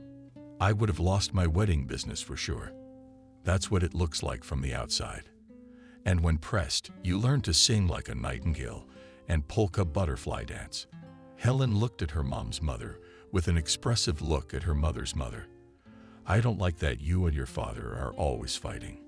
Maybe we're boring each other. That's what happens in life. People live, and then bam, they can't stand each other. Mom, you surprise me. I always believed you two loved each other. Love is only in books and movies. Life is so much simpler than that. You better tell me, do you still have your phone number? Helen carelessly threw Mom. Today there are more convenient and faster ways to get in touch with the right person. I'll set you up with a virtual conference call. Just tell me when it would be most convenient for you to talk to Aunt Molly. Tonight, Nancy thought for a moment. Just don't say anything to your father, and you don't want him to hear what we're going to talk about. Helen held his breath in anticipation of something interesting. Mommy, can I have some secrets? I love secrets and mysteries. I confess I overheard a little bit of your conversation with Molly last night. You were talking about a wedding, some fortune teller you mentioned. I'd love to be at the center of something intriguing. The woman interrupted her daughter's reverie. You should be thinking about your studies. The session is coming up, and you haven't opened a single book. You'll stay like me and scrub the floors until they shine. Helen grimaced. Mom, don't predict a bitter fate for me. I will definitely learn and get a diploma. And even if I have to get married at such an early age, I won't be in a hurry to continue my family. Oh, don't be so sure. Everyone says that, and then changes their mind. You're not going to put off having kids until you retire. Then my father and I will not be lucky enough to see grandchildren. My daughter looked at her watch. Oh, Mommy, I'm so late. Let's see you tonight. Nancy leisurely put her room in order and for some reason took out a photo album. The images from Molly's movie kept popping up in front of her eyes. She kept coming back to that mysterious brunette with the piercing eyes. I don't know why, but I wanted to know what the fortune teller's words meant. The time dragged outrageously slow, and she barely waited for Helen to return. Her daughter immediately skipped into the kitchen. Mammy, I remember everything and about our conversation, and about the promise not to say anything. Daddy, now, I'll just pop something tasty in my beak, and you and I will call Aunt Molly. Nancy had never communicated with her sister via video link before, and it was a real miracle for her to see her own face on the screen. The sisters said hello, and Molly got right down to business. Nancy, I'm sorry, but I'm running out of time. It's another wedding. Yes, it is. But it's Wednesday. People get married on Mondays. There's nothing you can do about it. Okay, let's not get sidetracked. Turns out my mom still keeps in touch with her. It'll be nice when I get to meet this woman. Are you sure you want to meet her? Think about it. Maybe we shouldn't change anything. Okay, I'll think about it. Then you let me know or get Lena to send me a message. The screen went out, and Helen said disappointedly, I still haven't learned anything interesting. Nancy felt incredibly tired. You still have interesting things ahead of you. Take your time, daughter. I'm going to go to bed. And will you feed Daddy when he gets home from work? Nancy had hoped she would be able to sleep. But now, after talking to her sister, anything but sleep was coming into her head. She was going over all the events she had to remember. And now one came up that she had long forgotten. It wasn't even an event. It was one phrase Ben had thrown at the wedding. It was the one that had left her confused. Even the mood was gone. By the end of the party, She told herself it was all a figment. Her fantasy had played out. The case was like this. They were accepting congratulations, and Ben was smiling contentedly, hugging her. Nancy was hot, and she threw off his arm. The young husband leaned toward her. "What's all this caprice? Don't you realize that you look so good? Only next to me alone you're not so good anymore." He put his hand on her shoulder again. Nancy wondered, wondering if he really thought that, or if he was just making a bad joke. Of course, she really wanted to find out. But then she got dizzy, forgot herself, and decided she was smug. Her husband had blurted it out without thinking. Now lying on the bed, she recalled some of their moments, some of their phrases, and she realized that Ben, even now, after he was only a short time away from being a real alcoholic, he sincerely thought he'd done her a big favor by marrying her. He also really didn't like the fact that she was working as a cleaning lady. Nancy sat up abruptly in bed. It was true, after all, when he had to sell his auto repair shop because it had stopped making a profit. Profits, as you know, are made by the businesses that are run. He naturally got drunk and consoled himself in the kitchen. "It's nothing. But now we have a nice family, an unemployed man and a cleaning lady. That doesn't sound like a businessman and a cleaning lady." Nancy hadn't paid much attention to his words then, but now she felt very hurt. The woman quickly got out of bed, opened the closet, took out a sock in which she hid her rainy day supplies, took a few bills from it, dressed, and moved toward the kitchen exit. Helen peeked out. "Oh, Mom, where are you going?" "Daddy will be here soon." Nancy grinned wryly. "Well, he'll only be here in his usual state, not even realizing what's for dinner or who's home. I'll be back in a couple hours. My mom's all out." And that has something to do with it. Nancy didn't let her daughter finish her sentence. "Stop making up stuff. Nothing has anything to do with anything. I just decided to get a haircut. I've been walking around like a bum." Helen's mouth slowly opened. For as long as she could remember, her mother's was unchanging. She couldn't imagine her mom. "You're so full of it. Go on, go. Our happiness will be crawling in soon." "Mom, why are you doing this?" Nancy didn't answer anything. She went out into the yard. That's where Ben's supposed to come from, so she'll go the other way. She walked for a long time, hesitating to enter the hairdresser's shop. It was probably because she hadn't been to such places for a long time. Finally, she made up her mind. "Hello," the master turned to her and smiled. She had just styled a black-haired woman. "Hello. I'm sorry, we're full for the day." "Excuse me." Nancy was about to turn around as a customer. Sophia said suddenly, "Your last client for today is not coming, so you can safely take this woman. You're just finishing up." The master looked confusedly at her client, then at Nancy. "You can wait a little while. If the person who signed up doesn't show up within 10 minutes, I'll take you." The customer turned to Nancy. "You wait, no one is coming." Nancy gasped. She recognized the woman immediately. It was the same fortune teller with the strange name who had picked up the bride's bouquet. Now Nancy was agonizingly trying to remember where it had then gone when the satisfied woman stood up. Nancy turned to her at once. "Not really, may I speak to you?" The woman looked at her in surprise. "Why are you rushing things? Your aunt has already called me, and we will see each other very soon. It's just that I need a little time to get everything ready." Nancy started to feel scared. Rent leaned into her, not trying to change anything. It wouldn't work. Just accept it the way it's going to be, no matter how much it hurts you. Nancy recoiled from her. She had long since known that prediction she had once voiced to them. Aunt Lissa had also been pronounced military. Ta flashed her black eyes. "Don't be afraid. Sometimes you have to lose something to find it." She walked out of the barber shop and Sophia took a breath. "I'm always afraid when she comes to me. Even though Vivian Lee always smiles kindly, leaves a nice tip, but when she looks at me with her eyes, it's like she sees everything from the inside out. She's such a legend." "Oh, I'm sorry, I'm talking to you. Have a seat. What would you like?" Nancy smiled.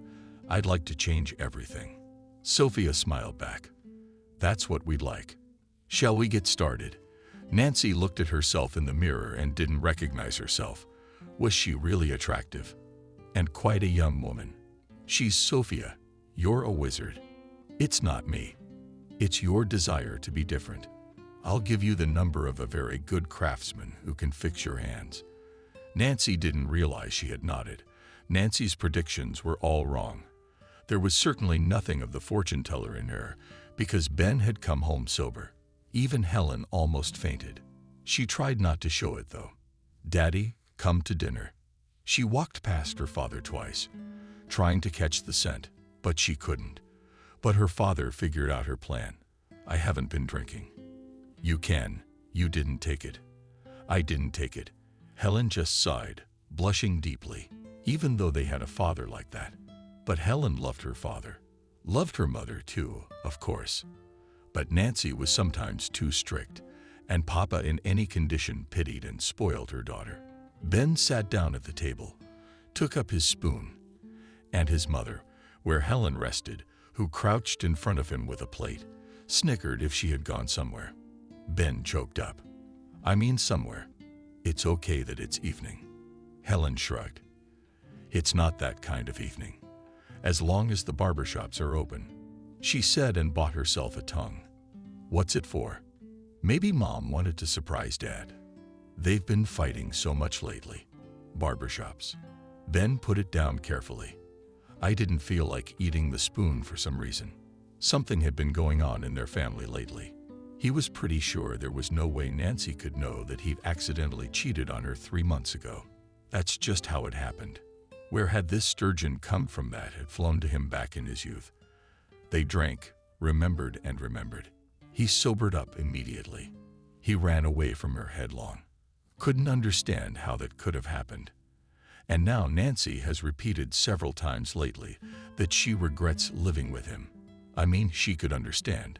He had done nothing to make her study then. And then I didn't do the whole putting myself first thing all the time.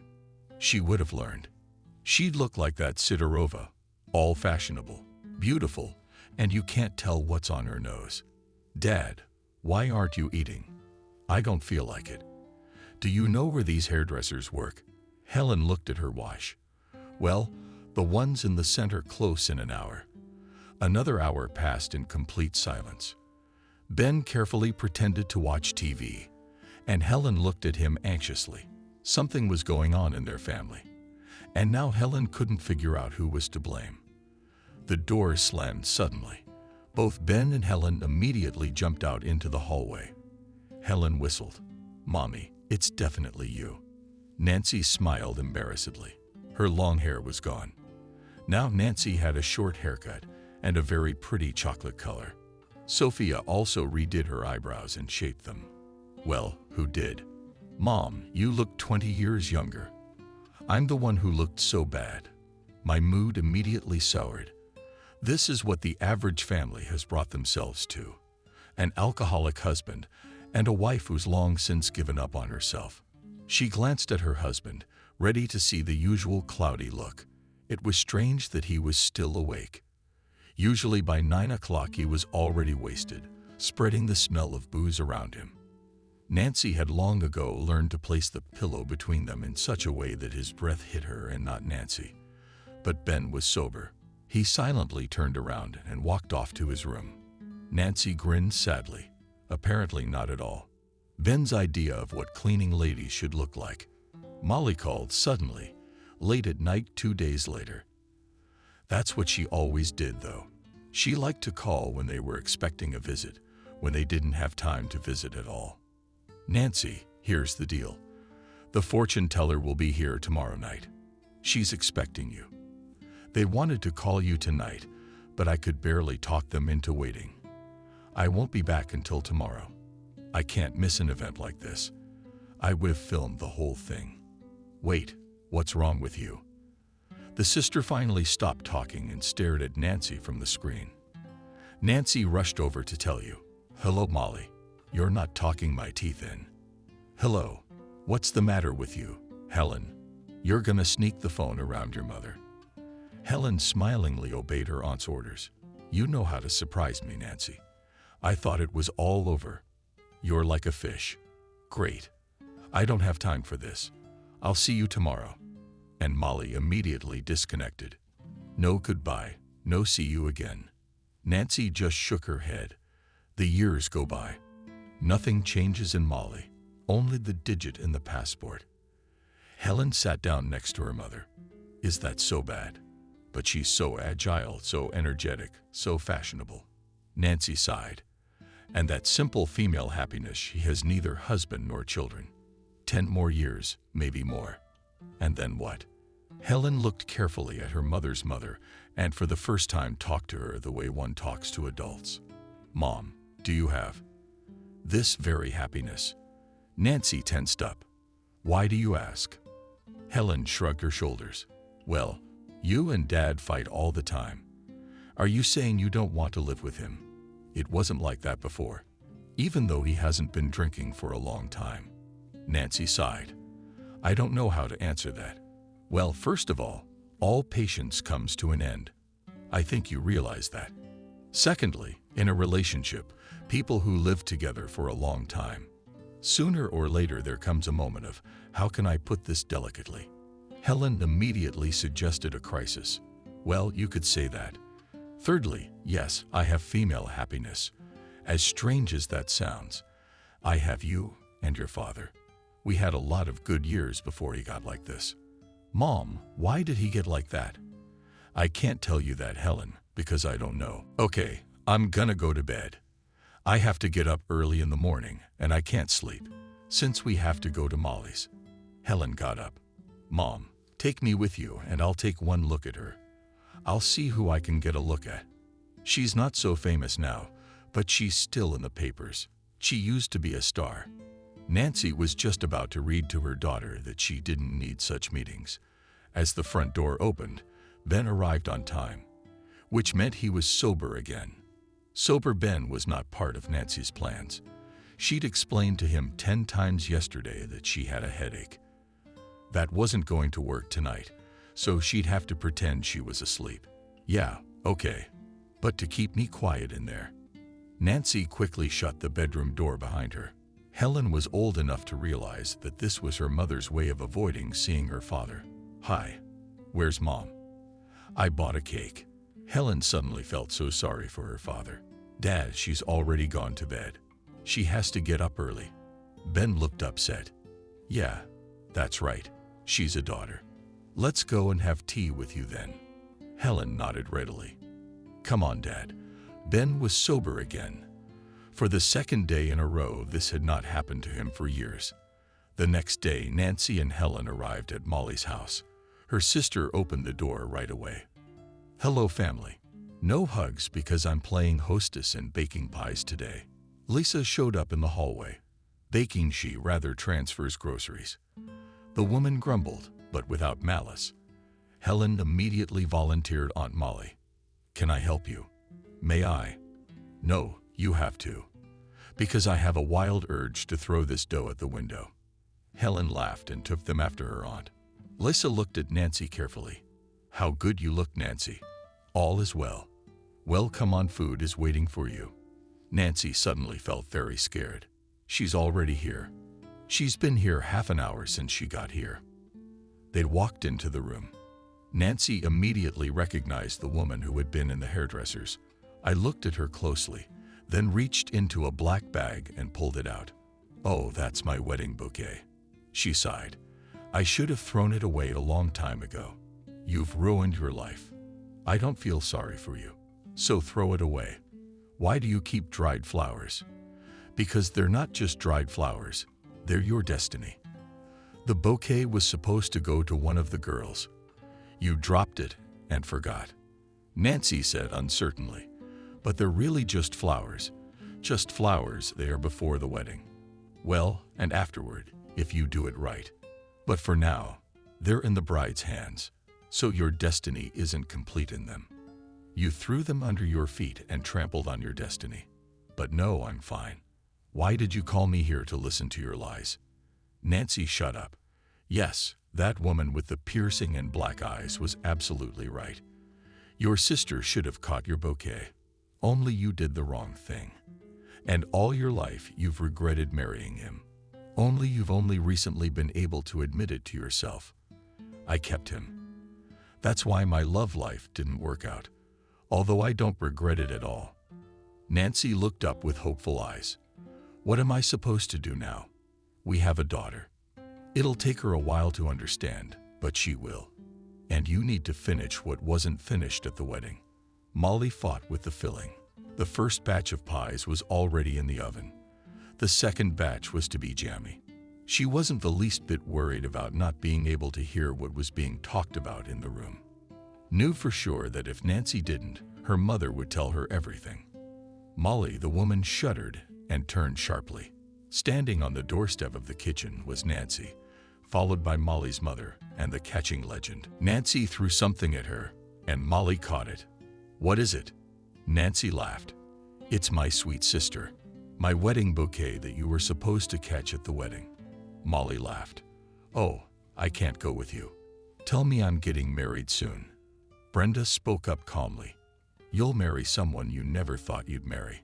Just one important thing right now, so that the events that are coming up in your family don't fight about you. Remember the fact that it would have happened sooner or later anyway." Molly was confused for just a moment, then putting the bouquet aside, said, "I've had enough. Let's drink tea." Helen, taking out our works of art. Helen, as if she'd just woken up from a dream. She rushed to the oven. Helen just smiled. "Study and learn. Will it be useful to you in your life?" "Oh, how useful." In the evening, when she had already gone home, Molly's mother went to bed.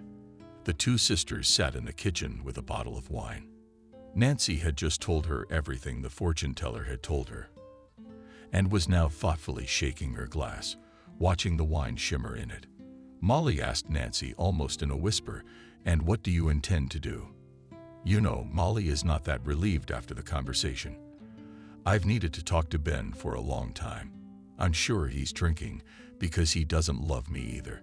We're in a trap, you know, feeling the same thing, but we can't decide. If you're wrong, if he does love you."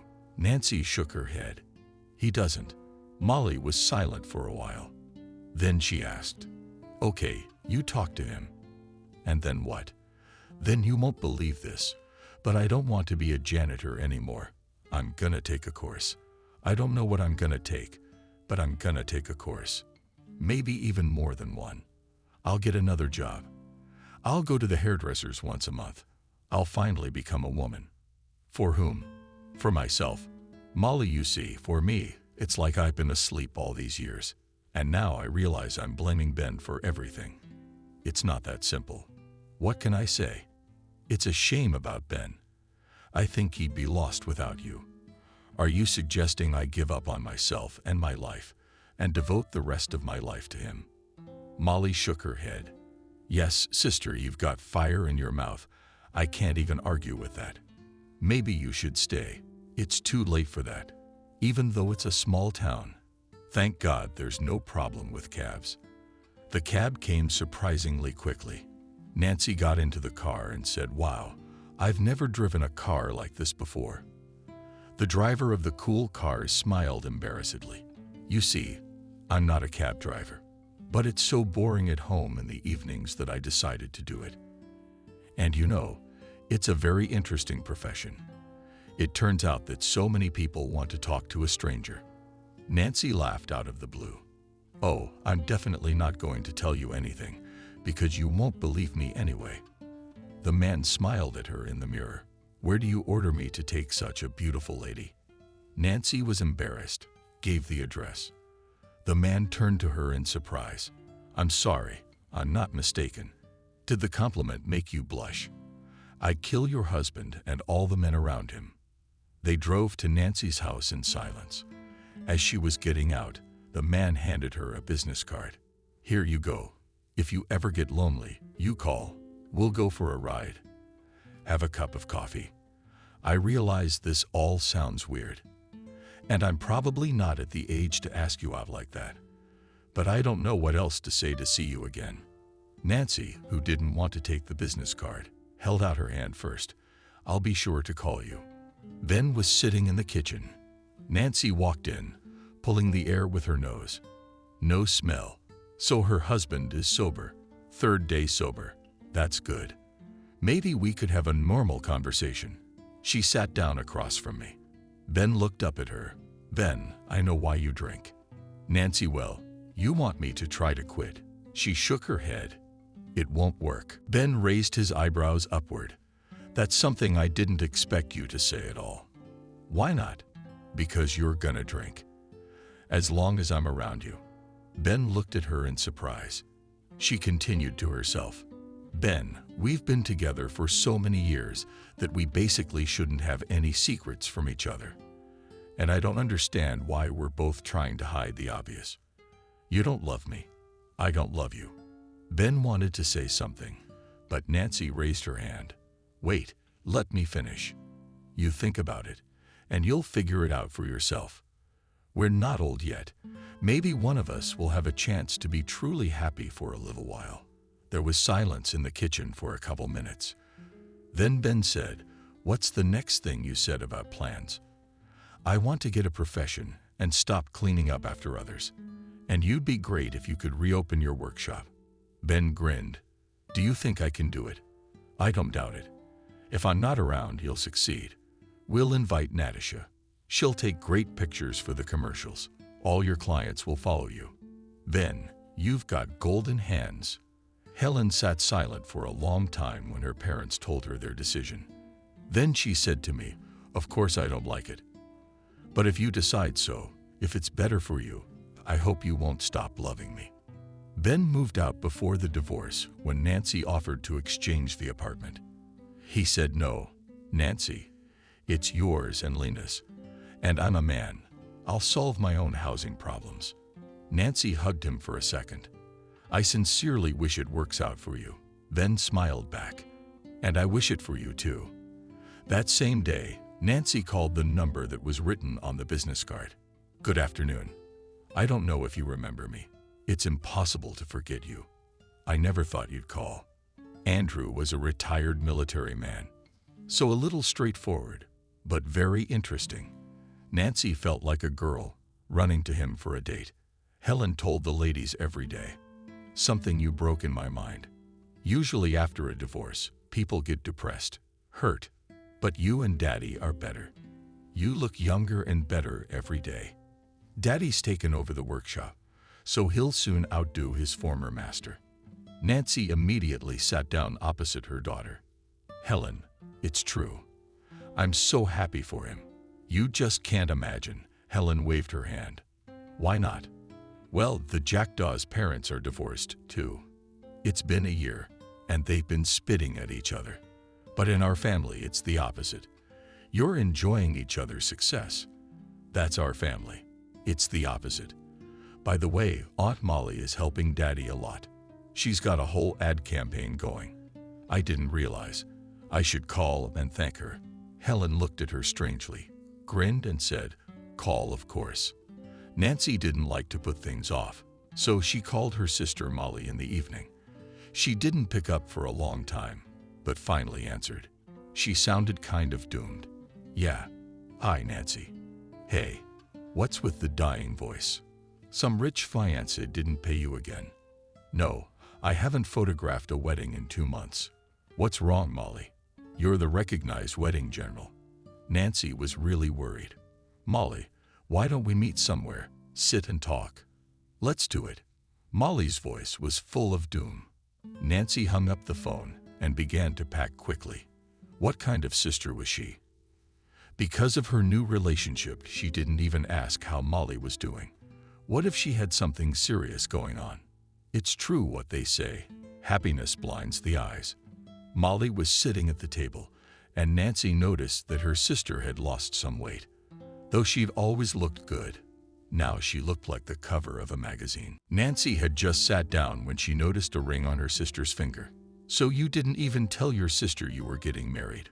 "Well, I would have. I'm just going to." I can't hear the joy in her voice. "Don't you love him? Or does he love you? Does he love me? And I love him. I love him very much. I never thought it was possible to love like that in my life. I prayed on the walls. Is he married? No, not anymore. Then I don't understand what's wrong. Why do you look like you're committing the crime of the century? Molly looked up at her quickly.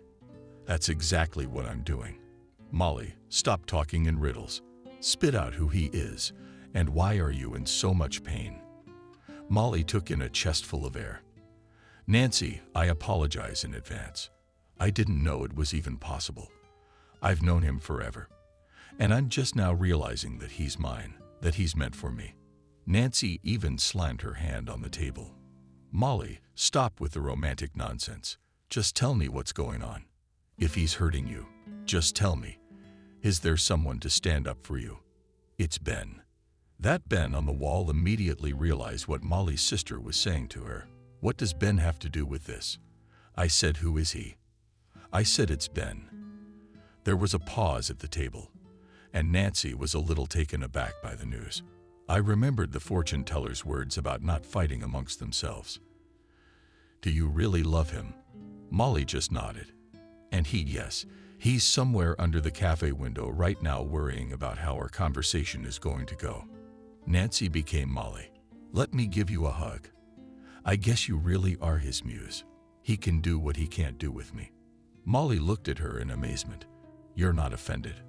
Of course not. I'm glad. Now everyone's settled. I don't have to feel guilty anymore, and I can give Andrew my consent. He was tired of waiting for me to get married.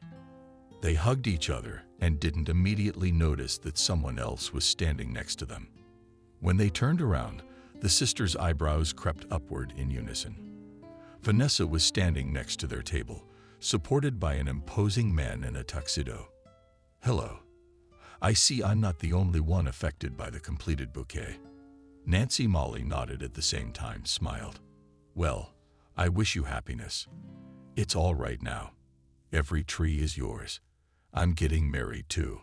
Legend smiled a prefabricated smile that was completely out of character. And they walked towards the exit. The sisters looked at each other and laughed. They felt so at ease, as if they had really corrected some long-standing mistake. The only thing they agreed on was that at their wedding, they would be very attentive to their bouquet. Life goes on, and I don't want to experiment anymore. I want to live in happiness and love.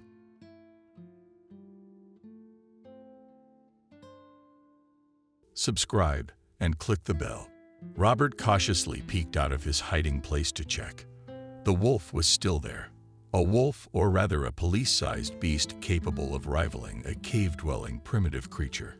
It hadn't gone anywhere and was carefree, rolling around in the freshly fallen snow, playing catch with its own tail and licking its rich coat.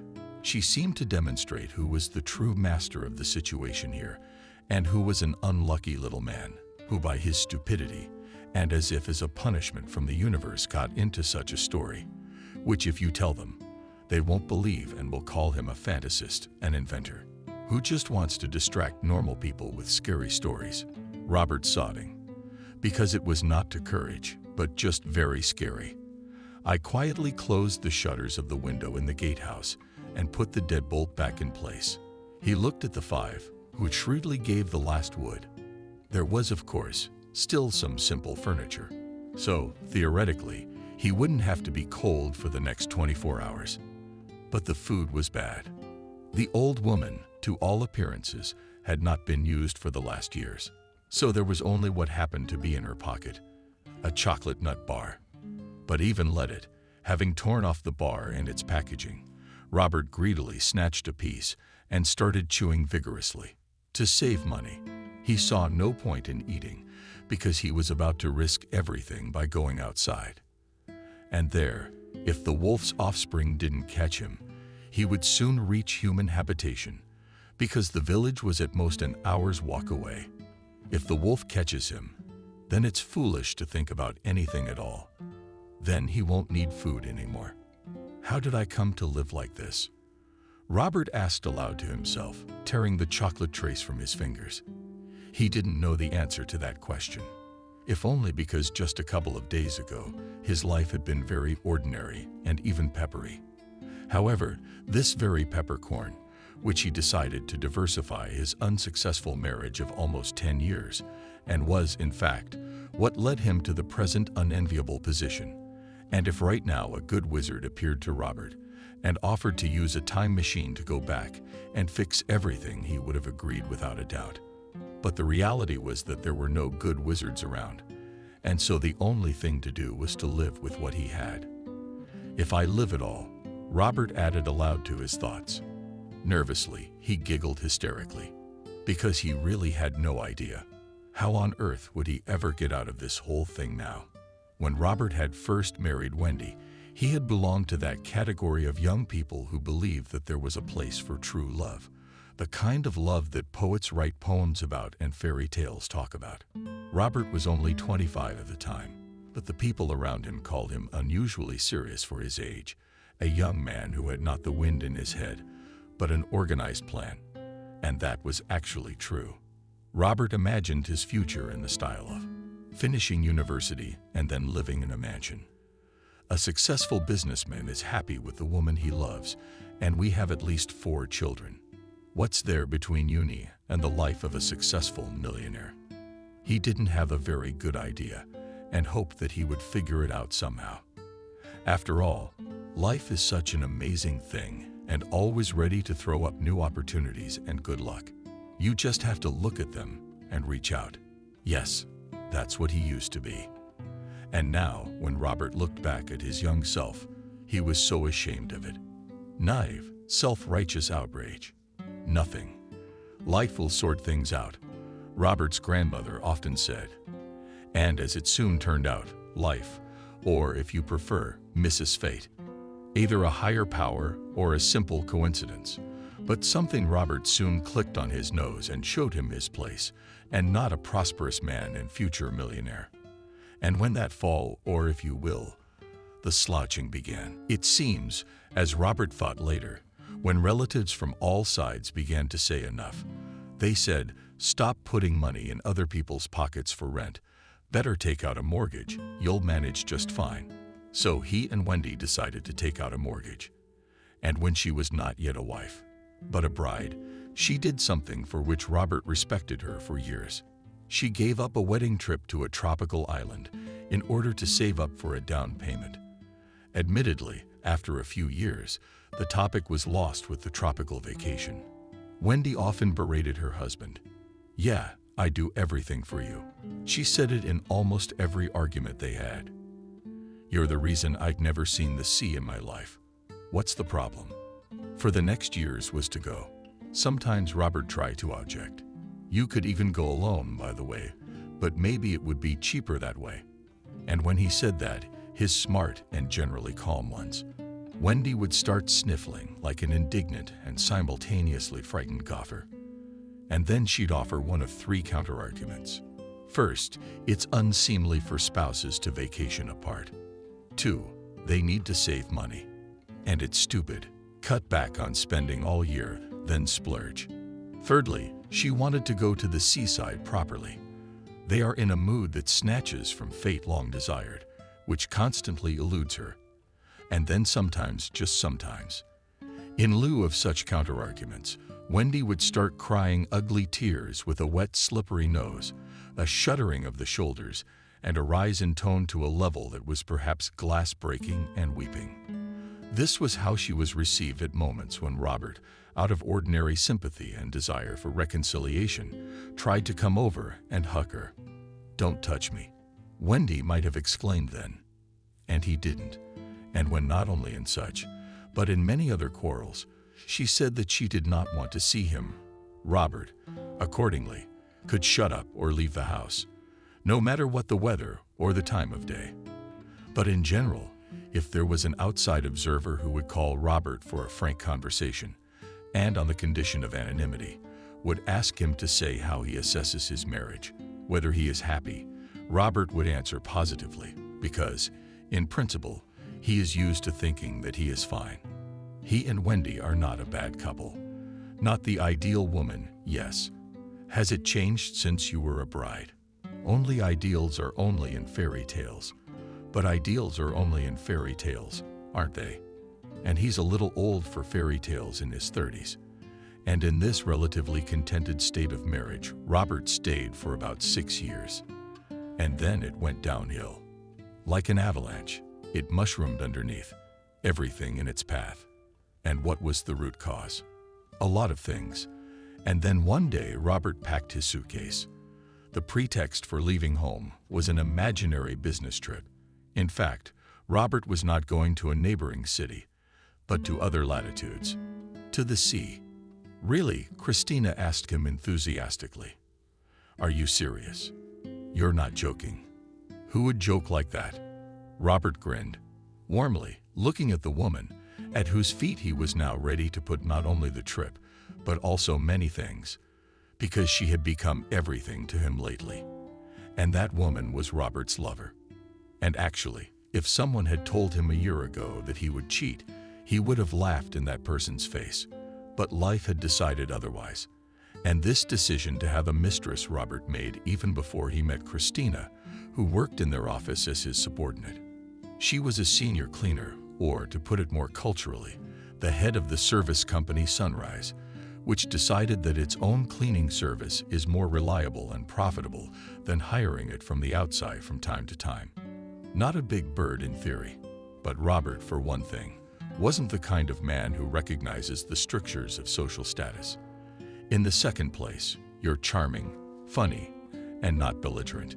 Christina was in love, it seems, with the entire staff. And to her credit, it was worth saying that she behaved decently and kept her distance with everyone except Robert. He himself couldn't quite understand why they'd gotten so close. You're the real deal, Christina once said. You've got it written all over your face. Really, he hummed confusedly. And what did you read there? That you're unhappy in your marriage, and when you call your wife at lunchtime every day, you look like a man who's forced to pull out a fireplace with his bare hands. Robert couldn't find anything to say in response because Christina was right. Lately, he'd been having a hard time with the obligatory good son role, and he wasn't the only one who owed everyone. He owed his parents to help build a cottage, to visit regularly, to tell them about life with Wendy. And in principle, the first was normal, because Robert understood that rest in the fresh air is necessary for a modern man. But the fact that his mother wanted to know details about family life, and then instructed him that he did not behave that way with his wife, that he should, and so to say, it was tense, but there was no way to avoid it.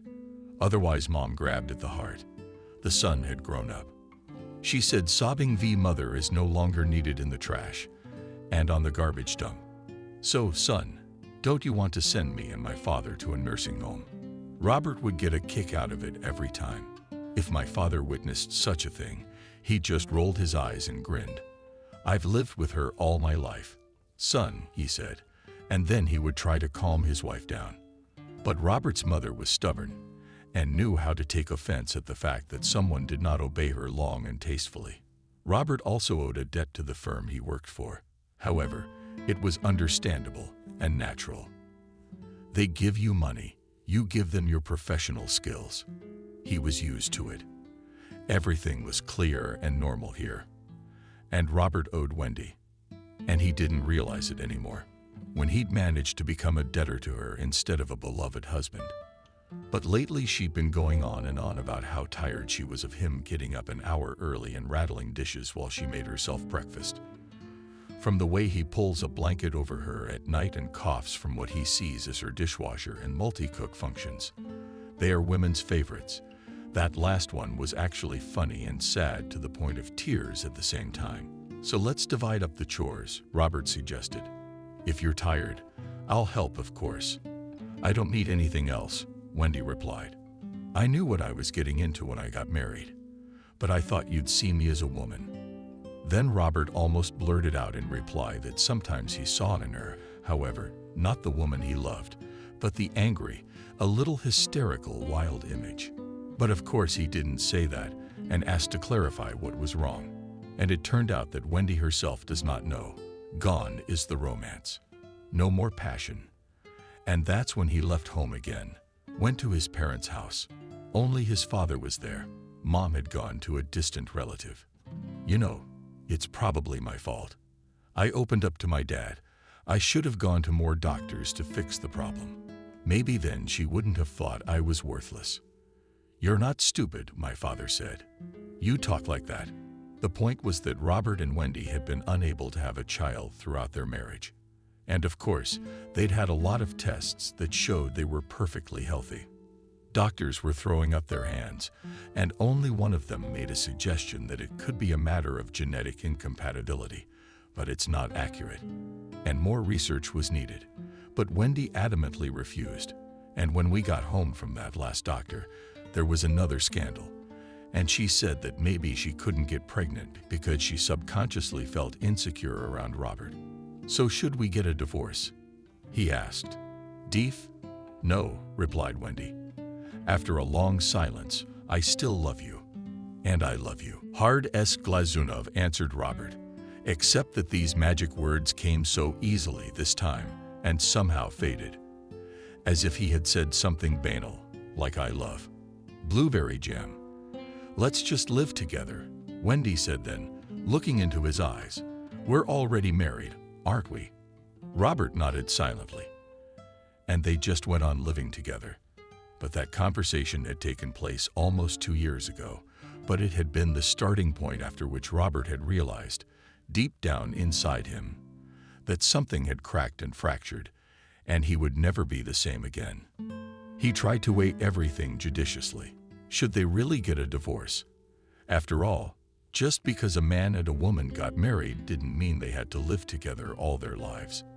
By default, this is a modern world, not a medieval one. But then he realized he really didn't want to break up with Wendy. Why not? If only because he's used to it. A family member. After all those years together. Yes, there were difficulties, but who doesn't have them? And then divorce is the need to divide the property, the apartment, for which the mortgage is paid, the car, which is also taken on credit.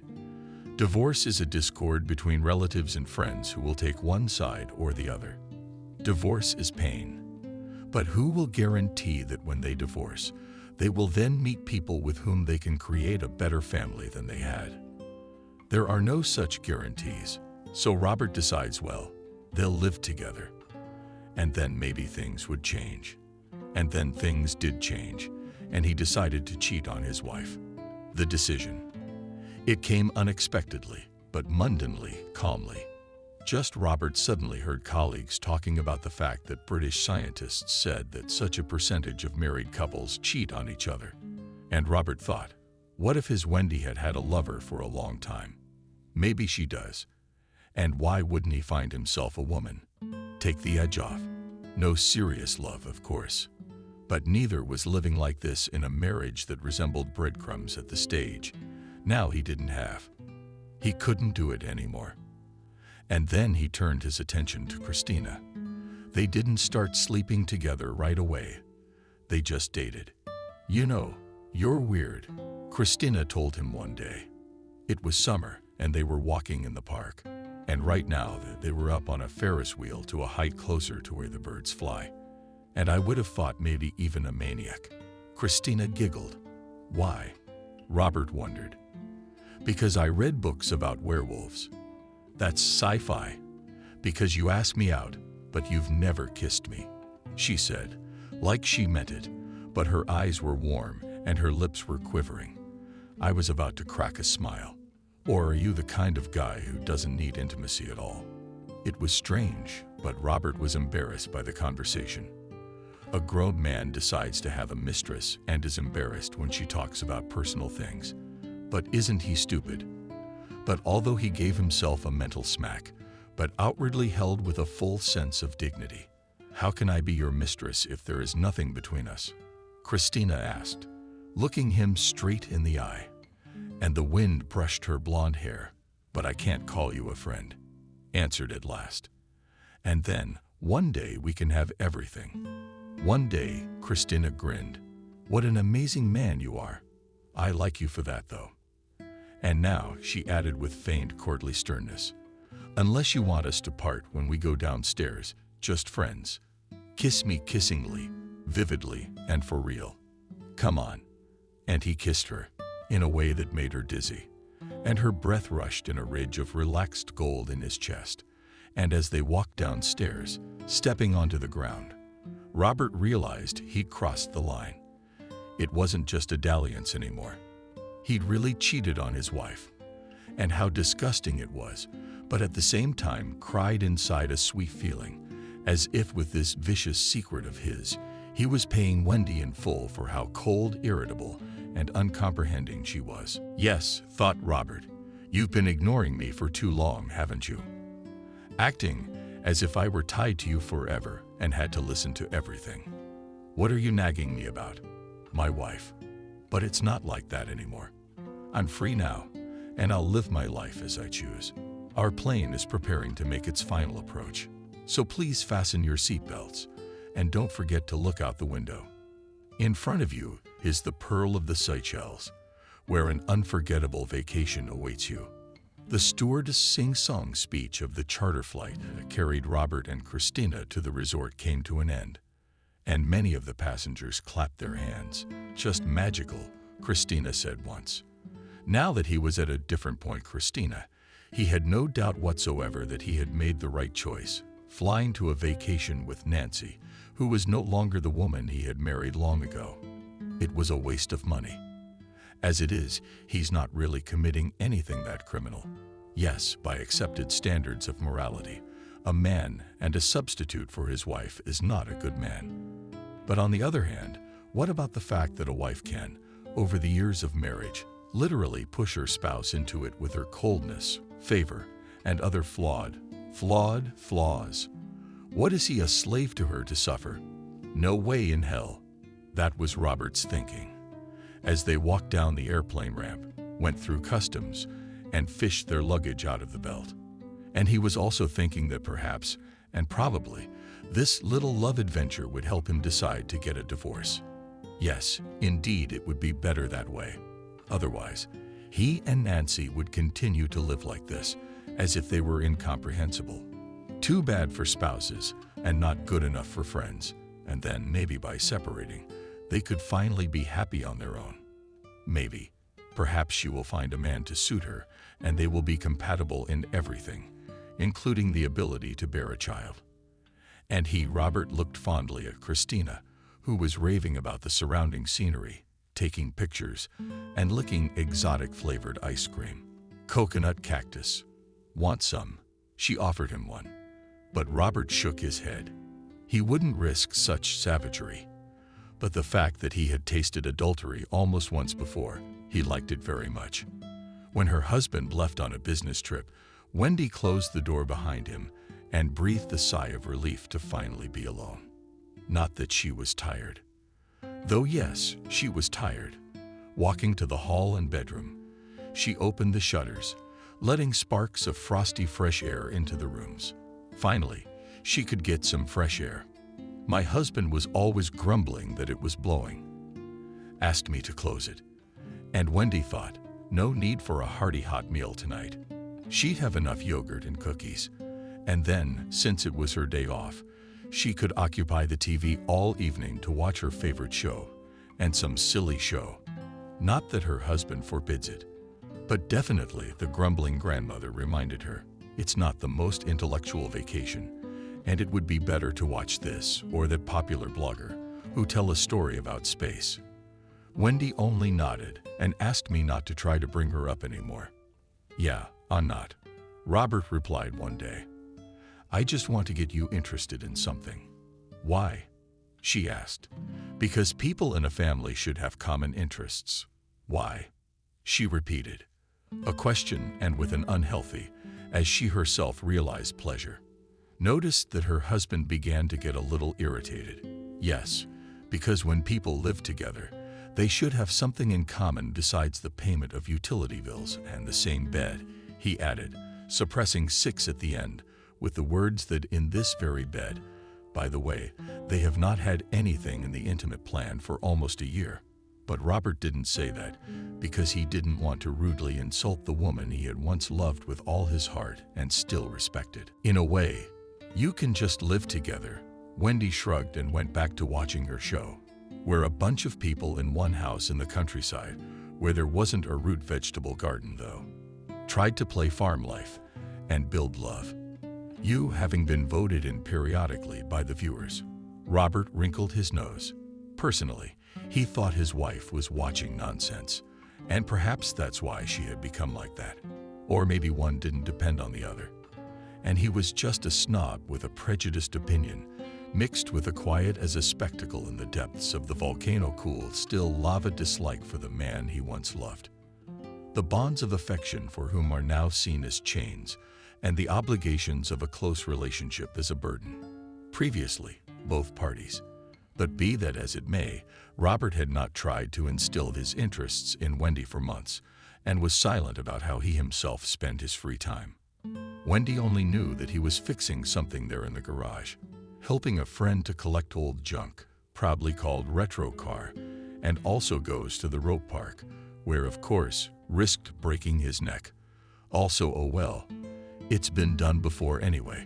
Wendy was already used to taking her husband indifferently. It was better than worrying about them being estranged. Better to give each other freedom and just live side by side. Yes, it was possible. And Wendy had the example of her own parents in front of her. Molly and Sam had even divorced when Wendy was just a baby. But then, under pressure from relatives and realizing that their daughter needed a full family, they had come together. And even now, when she's grown up and left the nest, they're still together. Habit. Molly once explained the situation to her daughter. We just realized it was more peaceful. And you never regretted not finding love? Wendy asked. The conversation had taken place shortly before the wedding with Robert. Love grinned bitterly. Molly, what is it? Scientists say it's the hormones a person produces. But you and I are not teenagers to believe in that nonsense. Love can be a good thing at first to help you know what kind of person you want to be with. And then, when you've gotten used to it, you get used to it. It's okay if love passes, but there are still a lot of important things left to do. Even the most important things. Molly raised her finger emphatically. You know what I mean. The possessions that mutual friends have made together. The closeness in terms of having someone around to take care of you if anything. And you just live together because one person can't be close. And if you chase love, I'm sorry to be blunt. Like an animal, a man will love, fall out of love. And what? Split up. Destroyed the family. No, daughter, love is a fairy tale. It's a beautiful, brightly colored fruit, you know. But it's what's inside the fruit that counts. The flavor, cautiously suggested Wendy, who didn't quite get the gist of what her mother was telling her about vitamins. Molly grinned. You think? Carefully with squeamishness, said Wendy. Me and Robert might be the same way. I mean, one day we'll love each other. No one can predict, Molly replied. Otherwise, the world would be a trouble-free place. Hello. Yes, this is his wife. Wendy answered the phone from the office where her husband worked. 2 days after he left on a business trip, there was a pan frying turkey meatballs. Robert hated those, by the way. The husband did not understand how important it was to watch his health and demanded nightmarishly unhealthy cutlets with fatty pork and white bread. What do you mean it hurts? Oh, Wendy, no matter how their relationship went, but she did not show rigid indifference to her spouse. So he became alarmed when a colleague of Robert's began to inquire about his health. What do you mean? On sick leave. You sent him on a business trip, didn't you? Wendy sat down on a chair. A confused message was heard from the other side. And then Robert's colleague said that he knew that the man had said he was very sick, so he wouldn't be at work for 5 days. He would bring the certificates later, and he had not been sent on any business trip. We were afraid that there was an epidemic. A colleague chuckled nervously and explained that Christina had taken sick leave along with Robert. Wendy replied that no, her husband isn't home. He's gone in general, and she doesn't understand what's going on. The colleague from the other side hurriedly ended the conversation, only asking that as soon as Robert showed up, he was told that he was very much needed in the office, and an explanation for what the project at risk of disruption is also needed. From the kitchen came the distinct odor of fried food. It was time to take the cutlets off and send them off to finish cooking in the oven. But Wendy stood in the hall with the phone in her hand and frowned, trying to figure out what was going on. Then determinedly, she pressed the call to Robert's contact. "Yes," he answered. "What's wrong?" "I'm on the road. I told him not to bother you." "Where are you?" Wendy asked. And Robert was strangely silent. It seemed that in that silence, he knew what he knew. He'd been caught in a lie. "Honey, I told you," the office called. Said Wendy. "You weren't sent on a business trip." "Wendy, and I'll explain." Robert had taken the call as he stood on the quay and was now trying to find a quiet, secluded spot. There was a motley festival of local culture taking place on the island, and it was quite noisy. He was already regretting picking up the phone. "Where are you?" "On a soap opera." "Wendy, don't lie to me. Am I too young to tell you about my bare feet?" Robert was bitten by some kind of insect. They said it's lice season on the island, and he wasn't expecting lice. The aggressive microphones made him very nervous and itchy. "Why are you telling me with a Wendy? Gone somewhere?" "You what?" "What's that noise?" There were girls and guys dancing around Robert who liked to palm their hands, a musical instrument like a drum. "So you're in some kind of joint." "Who do you think I am?" Robert got mad. "I don't drink at all. They're just dancers." "Oh, that's what dancers are, girls." "No, Wendy, you got it wrong. What's that noise out there?" The hearing was terrible, but Wendy could make out something suspicious. "You're at sea," Robert muttered. "What are you?" The kitchen no longer smelled very smoky from the kitchen. It was burning meat. "You're at sea. You and your mistress have gone to a resort." The last one was spontaneous, and actually Wendy didn't believe it because it would be a ridiculous and idiotic platitude. "I guessed," blurted out Robert, who was starting to get a little crazy from the scorching sun of the Marshak musicians who positively surrounded the tourist. Plus, this morning they'd been cheated out of money selling the Coral Reef tour. And although the loss was recovered thanks to the local police, the fallout remained. "I'm off to the sea with my mistress," said Robert. "What did you want me to do? Go on vacation with you? Does it hurt?" "I've had enough. We live worse than the neighbors." "Why?" "I married you in the first place. You idiot. That you loved me." Smoke was coming from the kitchen besides the smell. Wendy was choking. Tears seemed to have accumulated in her whole being over the past years, but they couldn't find a way out. "I love you," she whispered, and she didn't end the call, just threw the phone hard into the wall. And the foam turned out to be very sturdy and didn't even crack. Nancy picked up the smartphone. Robert was breathing heavily. The artists realized that the tourists did not care about them, continued to move along the embankment. "What have I done?" The first thought flashed through my mind. "It's her own fault." The second thought flashed. "I should call her." Gnaw a question into her brain. "No, let her cool off, and I'll do the same. And besides," Robert wiped his face clean of sweat, "now you have to think really hard about what to say, because it looks like he just destroyed his marriage." Wendy acted machine-like. She walked to the kitchen, took the skillet off the stove. You twisted the cold water faucet and stuck her dishes under the spray. The body finally gave in. Tears streamed down her face, and she felt a little better. "Cheated, betrayed." Heavy bells rang in my brain. Wendy went back into the hall after taking care of the frying pan. She lay down on the couch, curled up in a ball like a cat, and hugged the pillow, howled softly into it. It hurt. How can it hurt like that? Tearing something up inside if you're not physically ill. How can you want to fall through the ground, to dissolve into nothingness, and still be able to continue in your body? How could you love a person so much and hate them at the same time? She didn't catch that moment when she fell asleep, rather immersed in the heavy drama, the one her brain had sent her soul-suffering body into. And when Wendy opened her eyes, she realized it was 0 o'clock or evening, still in the winter's early darkness. You can tell. The TV was still on.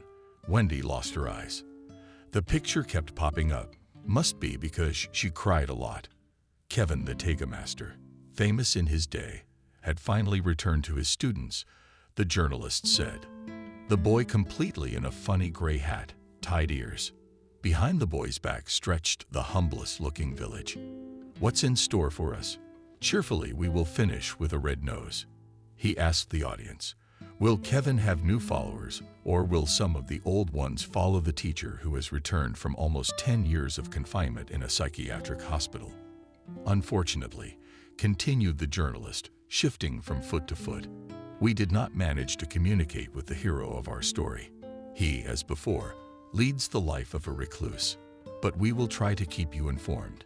And if you want to know more about the mysterious master of the Tega, then be sure to watch the documentary, which you can find online at the portal. Wendy frantically grabbed the remote and turned off the TV, her please cold sweat, and not from hysteria. It was just that now the past, which she thought was long buried, suddenly appeared to her. The airplane soared into the sky. Robert leaned back tiredly in his chair. The last couple of days, that is, the end of the little vacation in the Seychelles, had not been easy for him.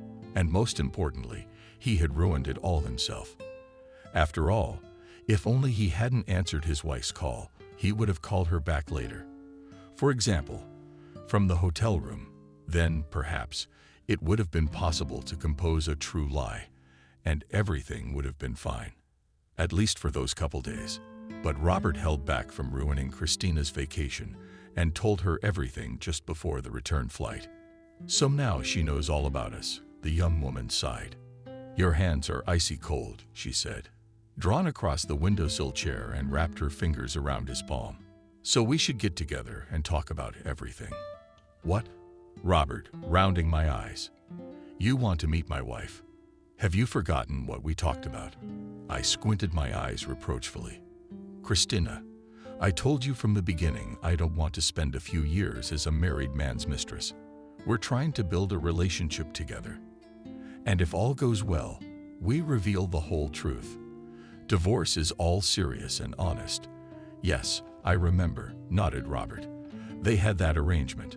And because of it, by the way, he had even more respect for Christina. A serious woman, not willing to torture the other side for years for nothing, making everyone live a lie. Except, but technically Robert's lips trembled in a nervous smile. We never became lovers in that very sense. I know, Christina grinned, and lingered even closer than she'd poked him on the cheek. And I kept wondering what was the point of getting a room for two and sleeping in separate beds. And I thought that here in this corner of Christina we could bond, take our relationship to the next level. But you're right.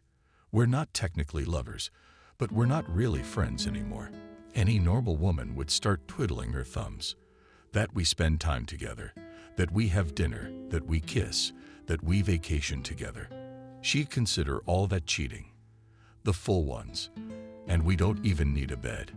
Besides, even if we say nothing happened, you know she won't believe us. Yeah, Robert sighed. It's just that it's all so sudden. And you compare it to a sore tooth that could have hung around for months, but had to be pulled. Christina offered a not the most apt, but vivid parallel. Unpleasant, unexpected. But then you can forget about it. Robert knocked on the door a second time. He had his own keys, of course, but he would have preferred to enter the apartment so that Wendy would let him in. But she wouldn't open the door or answer the phone. It was understandable, though. Robert would not have been surprised to find the apartment empty, that is, the absence of his wife's things, and then to find her at her parents'. He was morally prepared that Wendy would tell about the affair to all relatives and acquaintances, and it would start. But for what he discovered when he opened the door with his own key, entered the apartment, he wasn't prepared at all. What is this? Christina pressed her palm to her mouth, and with her other hand pointed to the wreath. A funeral black wreath stood in the hallway, and on the ribbon was the name Wendy. No, dropping her travel bag on the floor. Robert, swaying as if drunk, strode down the corridor into the hall. Wendy, he thought he screamed, but in fact he whispered. Other tragic signs were found here. Mingled with the black cloth of the platinum cabinet mirror, on the joint photos stood black ribbons on the high pedestal and carnations scattered on the floor. No. Robert clutched his hands in his hair. He looked around hysterically, as if he expected Wendy to materialize out of thin air, and it would all turn out to be some monstrous mistake, some stupid misunderstanding. She, Christina, was about the same shock. No one called you from the family. No sobbing, like Robert. The thought went through her head that something had happened to her. Maybe her heart burst from grief. He'd heard of such things, and he didn't know if his Wendy was real. Wendy's family. She'd died, and he hadn't been told, hadn't seen fit, because he cheated. Robert. He shuddered in his bitter stupor, didn't immediately realize what was happening. Christina was waving her hand in front of his eyes and pointing at the phone. It was Wendy's phone. It was ringing. The caller ID was signed as Mom. Yes, Robert took the call. He waited to hear something that would confirm his fearful hunch. Robert, son, Molly spoke in her usual good-natured manner. Tell her to call me anyway. What? Robert pressed his hand to his chest. His heart was heavy, booming somewhere in his throat. Molly answered from the sanitarium. Or else she's gone and got some milk. No, let her call me and tell me normally what they feed there, what procedures there are. I mean, why the treatments? Christina's eyes widened. She also obviously wanted to understand what the conversation was about. Robert, after a couple of minutes, when he gave out only aha and aha, plus also necessarily Molly Vasilievna, finally ended the conversation and turned to the almost mistress with a silly face. She, living in the morning with her mother, said in the sanatorium left. And what is this? Christina waved his hands. How? But what does it mean? I don't know. Robert sat down on the couch with 2 fingers, putting the carnation aside. This is crazy, he muttered. She's alive, so it's this one. Go ahead, dial her again from her cell phone. Robert scratched his head, then recounted the conversation with his mother-in-law to Christina in detail. From the words of Molly, and Wendy went to a country sanatorium to improve her health over the weekend, which she additionally took time off work. She said that the sanatorium is necessary because the doctor advised so. Yes, also just wants to relieve stress and will take her phone with her. But the other one's not a smartphone. It's got buttons, but he will almost never use it because the psychologist advises minimum communication even with family and maximum focus on himself.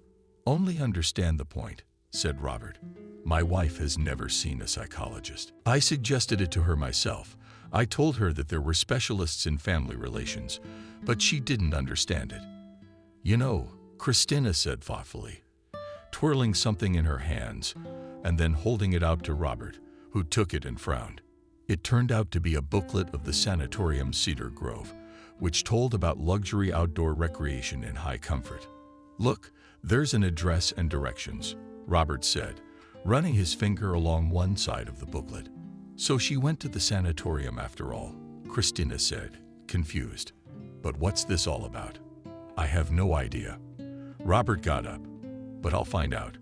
I'm going after her. I'm with you, and don't you dare object. Christina raised her hand warningly. After all, it's my fault too. I'll tell your wife myself that nothing happened between us. That now Robert was at a loss. And I thought, you know, I don't know what's wrong with her head. Christina stepped carefully over the nail. But a normal person wouldn't do that. She's definitely having a nervous breakdown. And we're responsible for that. So let's get to the bus station. It's in the Cedar Groves by the Elks Antlers. But I think we'll get there soon. Robert tried to call his wife on the second number while we were getting there, but she was already picking up. He whispered in agonized anticipation, listening to one dial tone after another. And then suddenly they were gone too. Now the caller was temporarily unavailable. And Robert finally reached the sanatorium. And on first impression, it was a decent place. It was located in the suburbs, was really surrounded by cadders and their other warriors of trees. Hello, Robert. I flew up to the reception desk. Good morning. Smiled at the girl behind the counter. Welcome. I'm not on vacation. I'm looking for my wife, Robert blurted out. I'm sorry, the girl behind the counter said, embarrassed. I don't quite understand you. Robert tried to explain that his wife had come here and he needed to talk to her urgently. Family business. They had a fight and he's worried she might be a little out of sorts. I'm sorry, but we don't share information about our guests with third parties. The girl took a chance. What third party? Robert was indignant. I'm her husband. Good afternoon. There's a problem. There's a new character at the front desk. The receptionist is a very polite and equally repulsive-looking man in a suit. He too remained deaf to Robert's requests and demands and recommended him to contact his wife in any way he could, but not by trying to rage in their sanatorium. Robert, however, was stubbornly adamant. So, man, I tried a nice way. The mask of politeness fell off the receptionist's face. You're about to get kicked out by security. Get out. Pardon me for interrupting, but you're Wendy's husband. Maiden name Snigger. Robert turned around glumly, ready for someone else to show up who will prevent him from finding his wife. The man standing next to him did not look like a sanatorium employee. Rather, he looked like a scientist, such a classical intellectual, who came to write a clever book in the quiet countryside for inspiration. Jeans, plaid beer shirt, over blonde, slightly gripped hair, square glasses. He looked to be about 35 years old. Yes, there was always Snigger, Robert replied. Do you know her? In a way, the blonde man hummed. We can talk. It's okay, he said, to the receptionist, who was apparently one step away from calling security. These are my friends. Let's go. You see, I was just walking by and happened to hear a familiar name. That's what happened. Robert asked his wife, calling her by her maiden name because she kept it after the wedding. There was a little scandal about it, by the way. Wendy's mother-in-law took offense, considered it disrespectful to her son. But Robert did not insist. He understood and accepted that Wendy wanted to keep her last name. My name is Noah. The new acquaintance introduced himself. And you are? He looked questioningly at Christina. My acquaintance, Christina. Christina said, as if she were just an acquaintance, stepping next to him. After passing the hotel lobby, they entered a pretty room with an abundance of live plants. It looked like a winter garden, and they were seated in a corner behind a projecting part of the wall. Everyone on a sofa and an armchair. How do you know my wife? Robert was quick to ask. She's here. You know, I've been seeing her for a while. Let's clarify a few things to prevent misunderstandings. I don't know Wendy personally, but let's just say I was familiar with her personality. In a certain sense, it's like Robert frowned. I don't understand. You know, it was a big surprise to me myself to hear that she might have shown up here. Noah, taking off his glasses, took a handkerchief out of his pocket and began to wipe them carefully. You see, I'm a psychiatrist, trained in Switzerland, and practiced there for a while. And then I decided to come here. To be more precise, I was brought here by a patient. I have been treating him for a long time, but my colleagues told me about the unexpected development of this case. Let me start in order. Noah started off by explaining that he wasn't really a foreigner. His mother was Russian, but his father was a foreigner in the full sense of the word Austrian. Then, years ago, Noah, in the course of his work, acting as a colleague and assistant to a more experienced specialist, encountered one difficult case, which turned out to be a man in his 40s named Kevin. He had come to Switzerland for work. He had a good qualification as a welder, and for a few years he worked diligently for a construction company. But then, in fact, it all started with the appeal of his employer, who was concerned about the strange behavior of his subordinate. The fact was that Kevin, previously characterized by silent network and even withdrawn, suddenly became very active in communicating with others to convey their ideas. It turned out that he decided to found his own, figuratively speaking, cult. Kevin represented himself as its leader, hereditary sorcerer, having great power in the world of spirits. The essence of the doctrine composed. Kevin was that modern man suffers a lot and lives badly because he departed from the covenants of the ancestors and denied the unity with nature. And to be saved, it is necessary to restore all this. But the practical part, the essence of salvation, was seen not in the fact that, for example, people should treat nature more carefully, take care of their families, take care of their relatives. Not at all. First of all, he believed that it was necessary to starve, as well as absolutely obey him, because he has a connection with the spirits of nature, and he can request for them. Man has many different and good things, but above all cleansing on an energetic level. Kevin left his job and disappeared one day, but he was quickly found. It turned out that he had moved to some local village, where, strangely enough, he found followers. But Kevin didn't live in the village itself. He moved into an abandoned cabin in the woods. The employer went to him, and in the company of local environmentalists, because this house stood on the territory of the reserve, and no outsiders were supposed to be there. And Kevin? Well, it turns out this madman got it from somewhere. Wolverine kept her in a cage as a pet, and then let her down on uninvited guests. Anyway, we didn't have a quiet conversation, and from the one that did take place, it was clear that Kevin was out of his mind.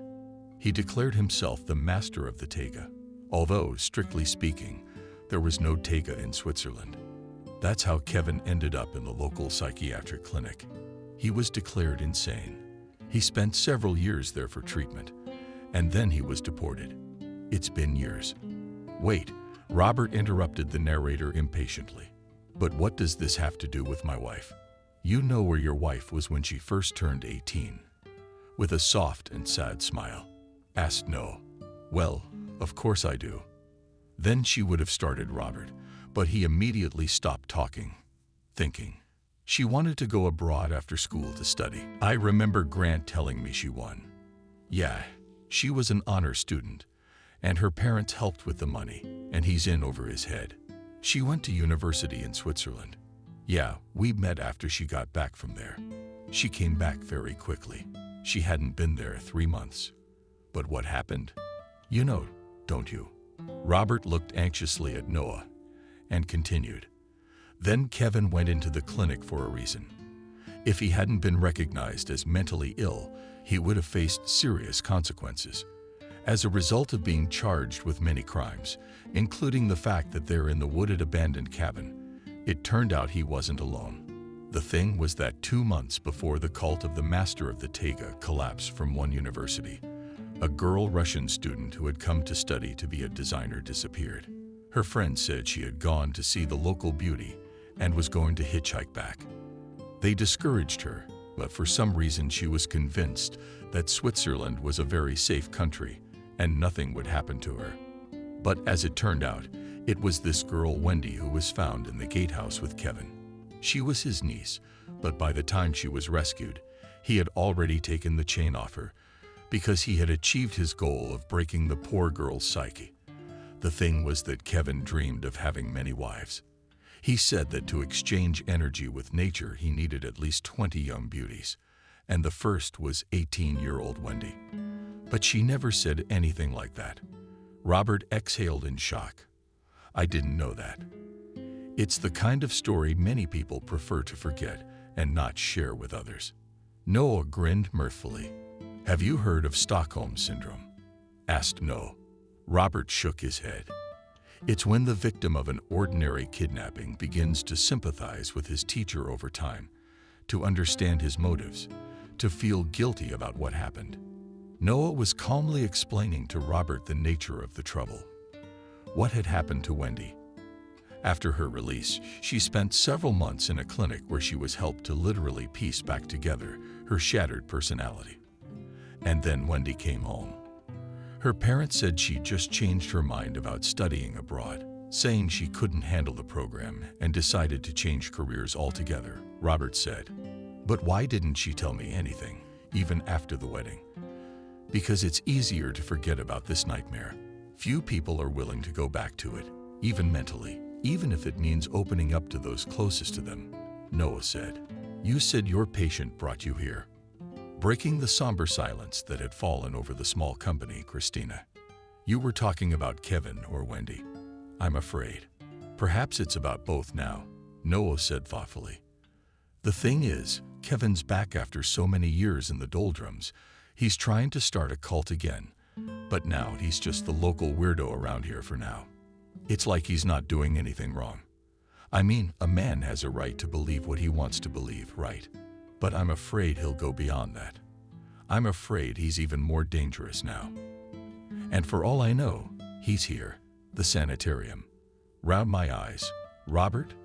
No, somewhere in one of the villages around here or in the woods, Noah said. And your wife, what did you say about her coming here? Her strange behavior. Perhaps she would have heard the chase, or he contacted her himself, and he wants her back. And she wanted that too. Though I'll admit, it's all rather odd. And something else happened. It's hard to deal with. But Robert, and then talked about what they found in the apartment when they returned. Very interesting, Noah thought. But in principle it could be explained. It probably symbolizes that Wendy has decided to break with her past life, to sort of die to the world. Now I'm sure she didn't come here by accident. She's looking for Kevin. And maybe she's already found him. And tell me if she's had any major upheavals recently, any severe emotional distress. Robert. He felt uncomfortable under the doctor's piercing gaze. He hesitated, then answered, No, everything was fine. I was just away from home on a business trip and then came back. Back, he corrected cheerfully. And here we are, me and Christina, a coworker I know. We're looking for Wendy, my wife, now. I see, said Noah, and Robert had the strange feeling that Dr. Steele had looked right through him and didn't believe what he said. What do we do? Christina asked. Who do we call? Who can help us? I think right now we can and should act on our own, said Noah. After all, if right now Kevin isn't violating anything, if he hasn't kidnapped anyone else, then technically the man can do anything. So I think it's best we find him to start with. And as for your wife, I don't suppose she's here at the sanitarium. Unsure if I'd ever seen her here, I'd have noticed and remembered. Although, of course, I might have missed something. But I don't think she's here. And you know what? Is there any other place to start looking? I've been meaning to go there myself. It's the Village of Hedgehogs. What a nice name, huh? Christina smiled. When do we go? Best right now, Noah got up. I have to pack. I'll be quick. Did you have a car? No, sighed Robert. What, are you stuck in mine? I rented a car, said Noah. The road to the village was fast and easy. It had been cleaned and was in good condition. There was silence on the road. Everyone had something to think about. Christina was reflecting on the fact that she had no intention of becoming the disciple of a happy family at all, and she would never have become the mistress of a married man if he had been doing well. But Robert, after all, he had said that he and his wife had been living as neighbors for a long time, and that it was mutual, that they had no feelings. And so her affair with Robert Christina saw in the long run as something positive not only for herself, but also for Wendy. After all, after the breakup, she could certainly meet another man with whom she would be happy. And that was weird. But right now, her own former views didn't seem so right to Christina anymore for some reason. She realized that, in fact, it was a flawed idea to break into the family, no matter what Robert said. If he was already divorced, then it would be possible to make love with a clear conscience. But as it was a bad thing. Hedgehog Village had once been a thriving place, but now there are mostly old people left here and very few young people. From the sanatorium to it was a short drive of less than half an hour, and since they didn't know how long it would take, Noah suggested to Robert and Christina that they get a room at the sanatorium. Fortunately, there were rooms available, and they immediately paid for their stay for 3 days. The girl at the reception desk looked suspiciously, but did not say anything, and she gave out the keys to 2 rooms. And what to do next? Christina drummed her fingers nervously on her knee. Just knock on houses and talk to people. Luckily, I found out something, Noah said. Turns out he managed to search social media for locals and found someone, a kid named Christopher. This teenager was into computer games, but did well in school, and even won the Olympics in biology. He lived part of the time in the city with his father and mother, and for vacations he came to the village where he lived with his grandfather. I signed up with him, Noah said. The boy sought help on the internet, joined groups where young people share problems in their relationships with their parents. He's in trouble. The mother and father believed Kevin. I wrote that I was the man's former primary care physician. Christopher is a smart boy, grinned Noah. He didn't believe me right away. He demanded a scan of my diploma to confirm that I'd worked in Switzerland. He also said he wouldn't pay me any money. He'd had enough of one crook in his family. Anyway, we talked, and we're on our way to see him right now. Grandpa Christopher's house was at the very edge of the village. When the little company knocked on the gate, a huge dog came out of the box, and it was off the chain, and in fact it looked like a pure wolf. Robert shrieked with fright and almost ran away. I found a place out of the house in my slippers and threw them over my shoulders, and a skinny, tall teenager came out in a tulip. Noah, he said with a squint, approaching and opening the wicket. First time I've seen a foreigner.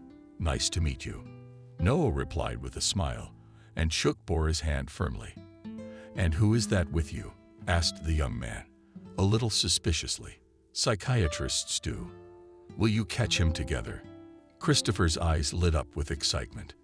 Not exactly, Noah hummed and introduced his companions. Wow, said Christopher at the fact that Kevin probably had a willing captive. Let's go inside. It's frosty today, and Grandpa and I have just put the samovar on. The invitation was accepted by all with great pleasure. True, Robert was only glad to be warm, and so a piece of food was not in his throat. Christopher's grandfather, Sebastian, turned out to be a sturdy old man about 70 years old with a decent tail. He welcomed the guests cordially and took Noah very seriously, saying that they could use help with this scourge. Yeah, he was here the other day, Sebastian said. Kevin, this one, went to get him to go door to door with Stephen. That's my Christopher's father. Stephen is his father's name. You see, they wanted to talk to people. This journalist is still curious. I told them, why are you filming him? Can't you see he's crazy and you're trying to stir him up? What's it to the journalists? Are they filming themselves? I think this sectarian got Stephen drunk. And a drunk man, you know what I mean. Sebastian was coughing. You just pour ideas into his head and he's happy to carry them. Maybe he's also a hypnotist. What do you think? Sebastian looked questioningly at Noah. I'd say he has a dark charisma, but no hypnotic powers, he replied. So that makes two of them. Where do they live? Do we know? There is a version of it. Sebastian scratched his snow-white beard thoughtfully. In the woods. Back in the 90s, a businessman wanted to build a house, almost built it, but he didn't live there. He disappeared. Well, there are ruins there. I don't know how to live there, but things happen. Sectarians. The old man waved his hands. They are capable of anything. Suddenly, the door of Senya in the main room of the house ajar, and in it woke up a dog's muzzle eyes flashed yellow. Maida is a good girl.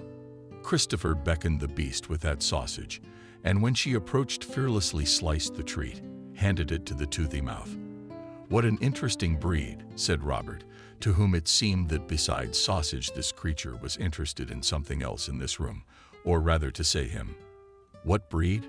Grandfather waved his hand. Her mother ran away in the woods once. Took a long walk. I was thinking of getting a new dog, but she came back and brought the only puppy she had. I think so, grinned the old man. No other way than with a wolf.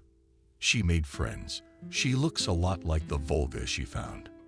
I took her to the vet once, and everyone in town ran away from us, even though she was wearing a muzzle. Robert was also ready to run away, and in different directions at the same time, because Nada suddenly decided to sniff him, and the expression on her face became somehow squeamish. And then he sneezed. The dog Wolf grunted and muffled. She doesn't like you, Christopher said, but calmly and even cheerfully. That's all right. She doesn't like many people at all. You're her type, though, the boy added, watching Noah scratch the animal behind the ears and wag his tail. Oh, how cute. Christina smiled and took the opportunity to stroke the obvious predator.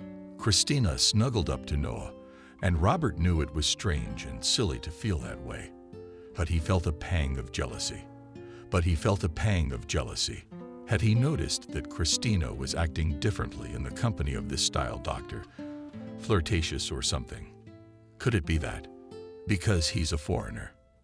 And there was nothing intimate between him and Christina.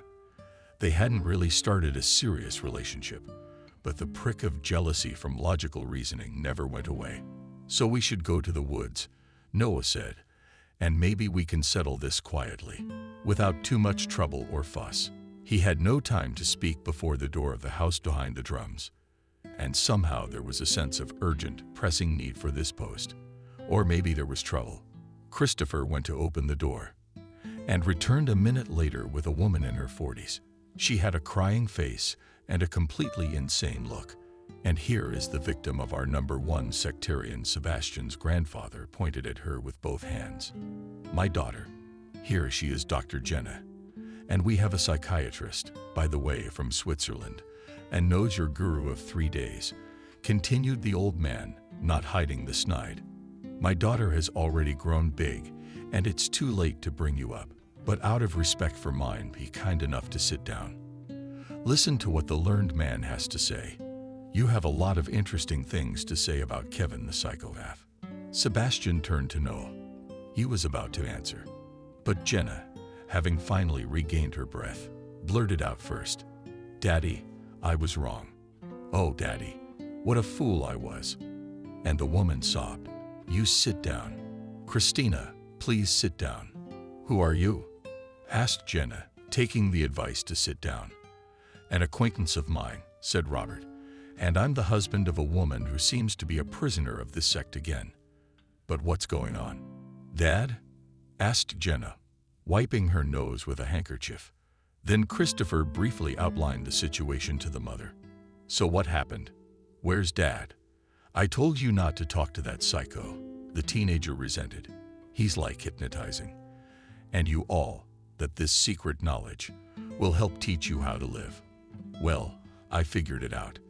Did you realize that? Who you messed with? And adults are smart. You on the mother, not on the gray, shook his head old man. And not such adults and smart in a hat are sometimes in sex. Jenna, you explain calmly what happened, and then we'll think together. That's what we're here for. Jenna told everything, confused and embarrassed. This woman had a good education. She'd studied at a teacher's college. Now she confessed that she simply did not understand how she could fall for all this, how she and her husband could so easily believe in all this nonsense that Kevin had. He said he knew the means to cure a man of all diseases, how to gain even immortality. He said that telepathy and many other abilities are inherent in every human being. But the modern world is not allowed to reveal this potential. But he knows how to fix it. You know, it was like an obsession. Jenna splashed her hands. It's like you're becoming a different person. And I'm so ashamed to admit it, but you kind of rise above all the other people because you know the truth. You have a mentor, I mean a master. And they are them. That is, all other people don't understand anything. They are stupid. But you realize that you were wrong. Noah gently took Jenna's hand lightly, squeezing her fingers. How did it happen? Kevin was at our house. Jenna lowered her eyes. Christopher had already left here to visit his grandfather, and my niece came over to visit. And Kevin. Anyway, I realized he was interested in her. I mean, he started talking to her all of a sudden. I realized he wanted her to believe him too. And then, wow. What a horror. Anyway, I got the girl out quickly. Told her she better go now. You know, I was just in shock. Jenna gave me a pleading look. After that, Kevin told me off. And he and my husband also started talking about how Kevin has this idea that he needs young girls to keep his body's energy balanced. He said that his followers who proved themselves faithful would also have access to girls, that he, as a teacher, would reward his faithful servants. And that's when I realized what we'd gotten ourselves into. I just can't believe my husband would go along with any of this. We had a fight with him. He said he would become Kevin's most loyal disciple. He would get younger and grow new teeth and a new liver because Kevin would teach him something. My husband said that it is impossible to interfere with him, and I am his enemy against the fact that he then, under the control of the teacher with young girls, energy magical produce. And that's when the madness became clear to me. Mom, I'm going to interrupt Dad, Christopher said, and Jenna, hearing this, shrieked softly and cried and began to say that it was wrong. After all, it's Dad, and he's just misguided. Then she added that that wasn't all. Kevin wanted the apartment signed over to him. And Jenna's husband agreed. He wrote a deed of gift for his share of half the apartment. You know, it just goes to show that in his line of work, Kevin belongs to a well-known, shall we say, type of sect leaders, Noah said. Usually, it is hardly the main thing they need from their subordinates to be given money and property. Mantis is let's be strong. Okay, said Christopher, and then turned to the others. What to do? You can't just sit around and wait to see what happens next. We gotta get this bastard. You take it easy, kid, said Robert.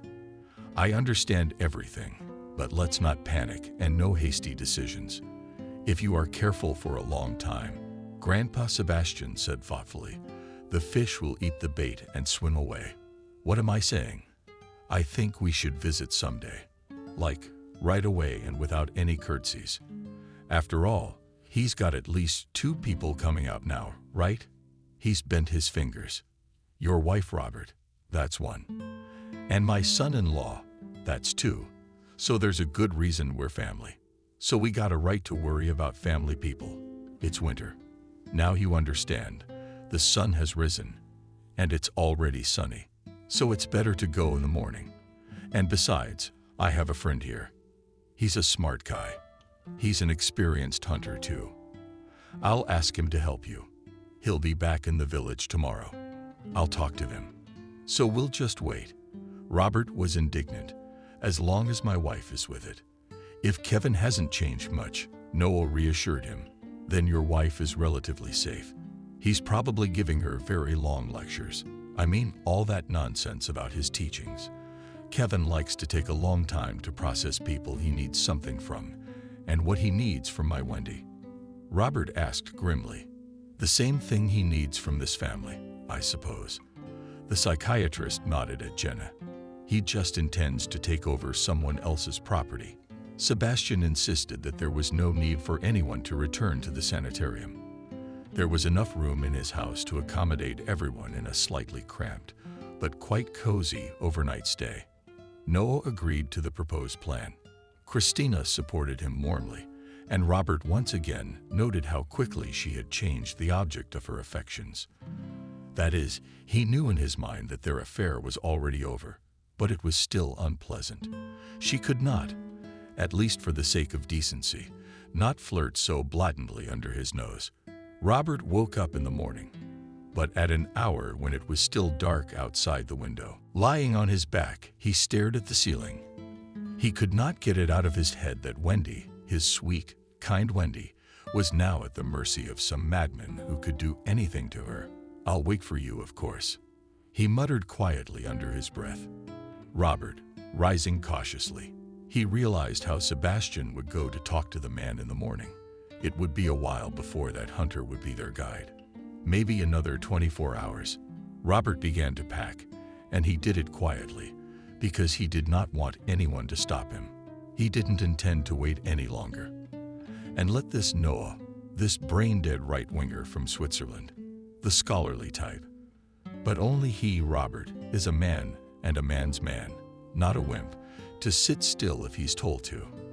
And that's why he's gonna go and save his wife right now. End of story. Like save her, but he's gonna bash that Kevin's head in. Robert remembered what Sebastian said about landmarks. If you stick to the clearing and go strictly north, then reach the big rocks, and there turn left past the frozen lakes, there would be this house. Before leaving the house, Robert thought for a moment. Sebastian might have some kind of weapon. He could use it. But on the other hand, he had never handled one in his life. And so Robert decided to go as he quietly walked out of the yard.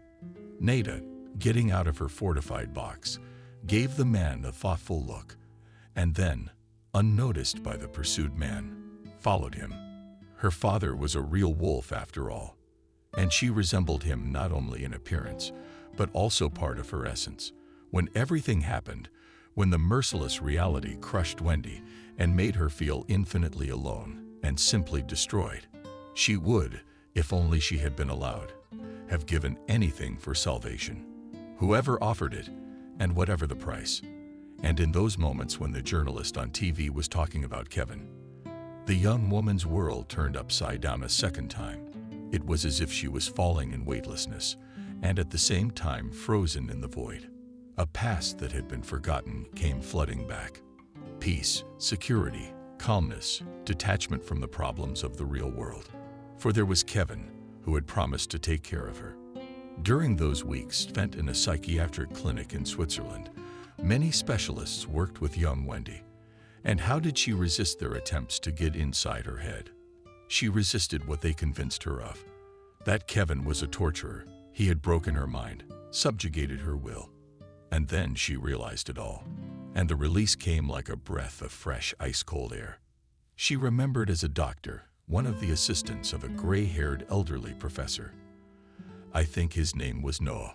He had suggested that she could stay now voluntarily, and they would continue the treatment. They would help her to be completely free of the destructive program that Kevin had planted in her mind. But then there were the parents, who demanded that her daughter must hurry back home, and she didn't need any foreign clinic. She just had to come home, and everything would be all right. And Wendy did. She refused psychotherapy, as well as special medications. She believed she could cope without all that. The years flew by. Her parents didn't like to talk about it, and she herself thought it was a shameful stain on her foolish youthful past. But now the TV screen showed Kevin's face. How had he aged? Changed over the years. His quiet voice promised salvation and the joy of oneness with nature. The discovery of the great mysteries. Her voice, as if to strike and caress at the same time, attracted like a magnet and frightened me into madness. I am alone, said aloud to Wendy, rising from the couch. No one needs me. I'm lost to this world. She suddenly realized what she must do. She must go back. After all, it had been a monstrous mistake to keep them apart. And he would help her again, show her the way, protect her, open her up with his care. Wendy didn't pack for a long time, just called her mother. Then she went to the ritual store and did what the image helped her to say goodbye to her home and her old life. Then she took a bus to the village of hedgehogs. And from there, with the help of a couple of concerned people, I found Kevin's house. It was amazing. But when he opened the door, he recognized her immediately. Wendy said. He smiled toothlessly. My girl, how have I missed you? And she fell into his arms with a sob. And then the door closed, and Wendy's world turned upside down for the third time. Now she was falling into a nightmarish slump of oblivion, losing herself with every breath. The winter forest greeted Robert in what appeared to be a welcoming manner. Her feet stepped lightly through the fluffy snow, which disappeared with silver and diamond chips. There were tits and some other birds around, and even the frost barely bristled, but the sleuths. Robert cheerfully imagined finding the home of the wacky hermit, breaking in, kicking the door in with his foot. And then, but there should probably be a fight between them like between a bad guy and a good guy in a Hollywood action movie. And then, of course, he's alive and not badly hurt. He will take his wife by the hand, say that she forgives her for everything, and they will go out of the woods together. This fantasy made me feel sweet in my chest, and for some reason, it sounded in my stomach. Yeah, I get it, Robert. It wasn't the thoughts. It was the fact that he hadn't had breakfast. He'd gone out. But it also seemed like it was rumbling in the stomach of someone who was following him or not. What was that strange sound anyway?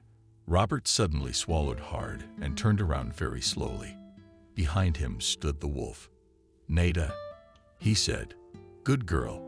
The animal cocked its head and cocked its ears and bared its fangs, as if to say that a good girl was definitely not for him, and quietly grumbled, snarling, "Nada."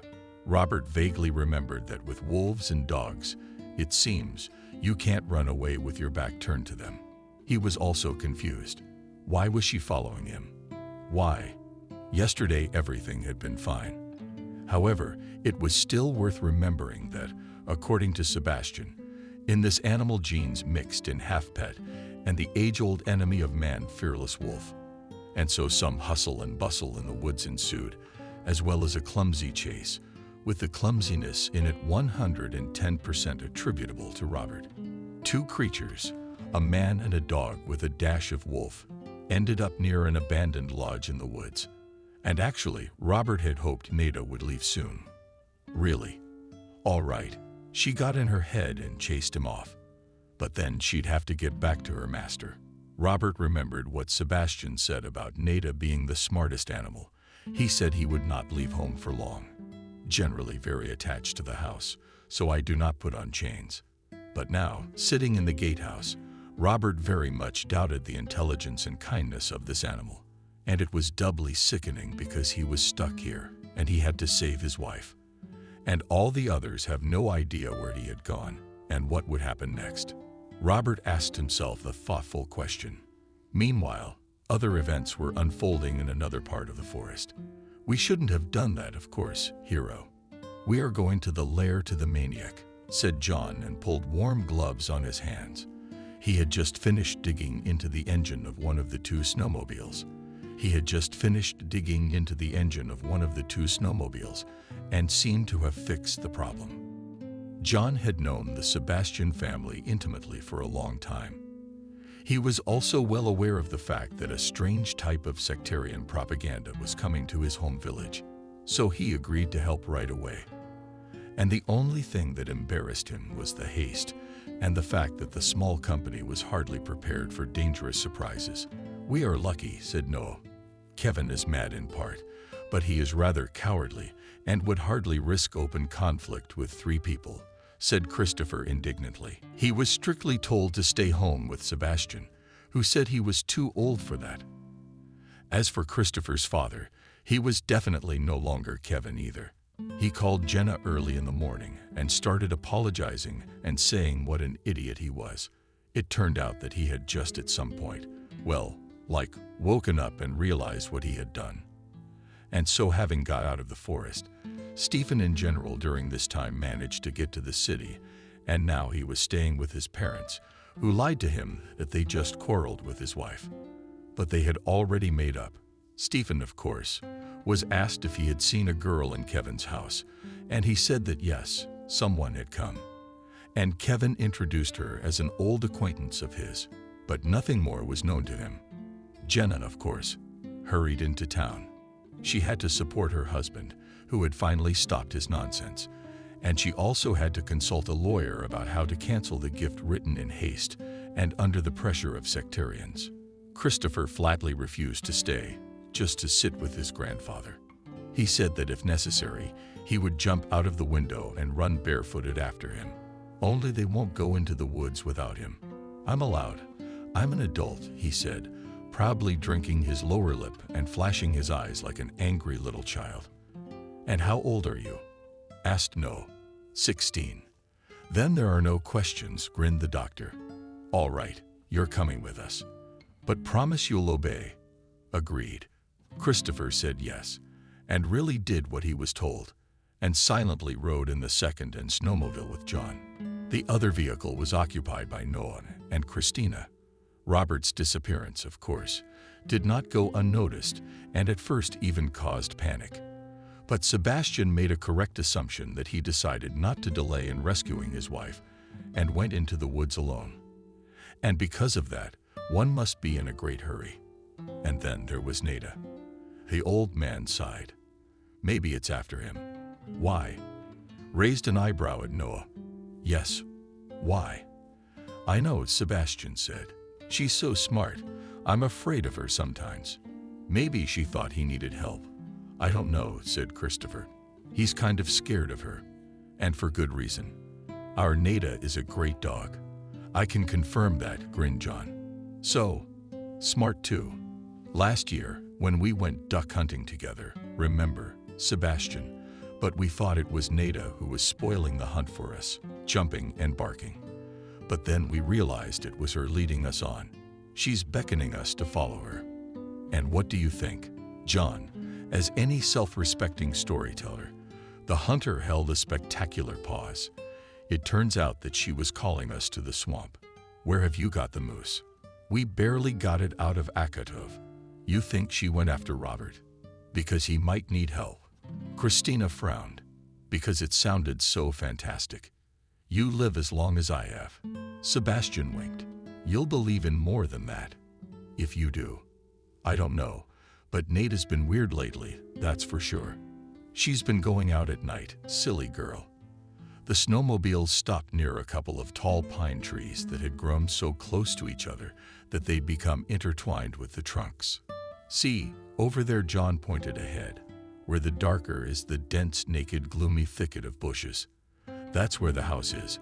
That's how I got the people. He patted himself on the shoulder. There is a weapon, but I will not use it. Clearly, it's a restraining device. Let's say, to keep this lunatic from coming at us. It's loaded. Careful, asked Christina. In our village, hunters don't walk otherwise. Without a smile, John replied. We not only have wolves here, but if you go farther away, you can also come across a bear on a lynx. Christina moved closer to Noah, as if unconsciously fearful of you. If we get out, I will never go into the wilderness. I'll be in the city all the time. Noah smiled at her. The city is statistically just as dangerous.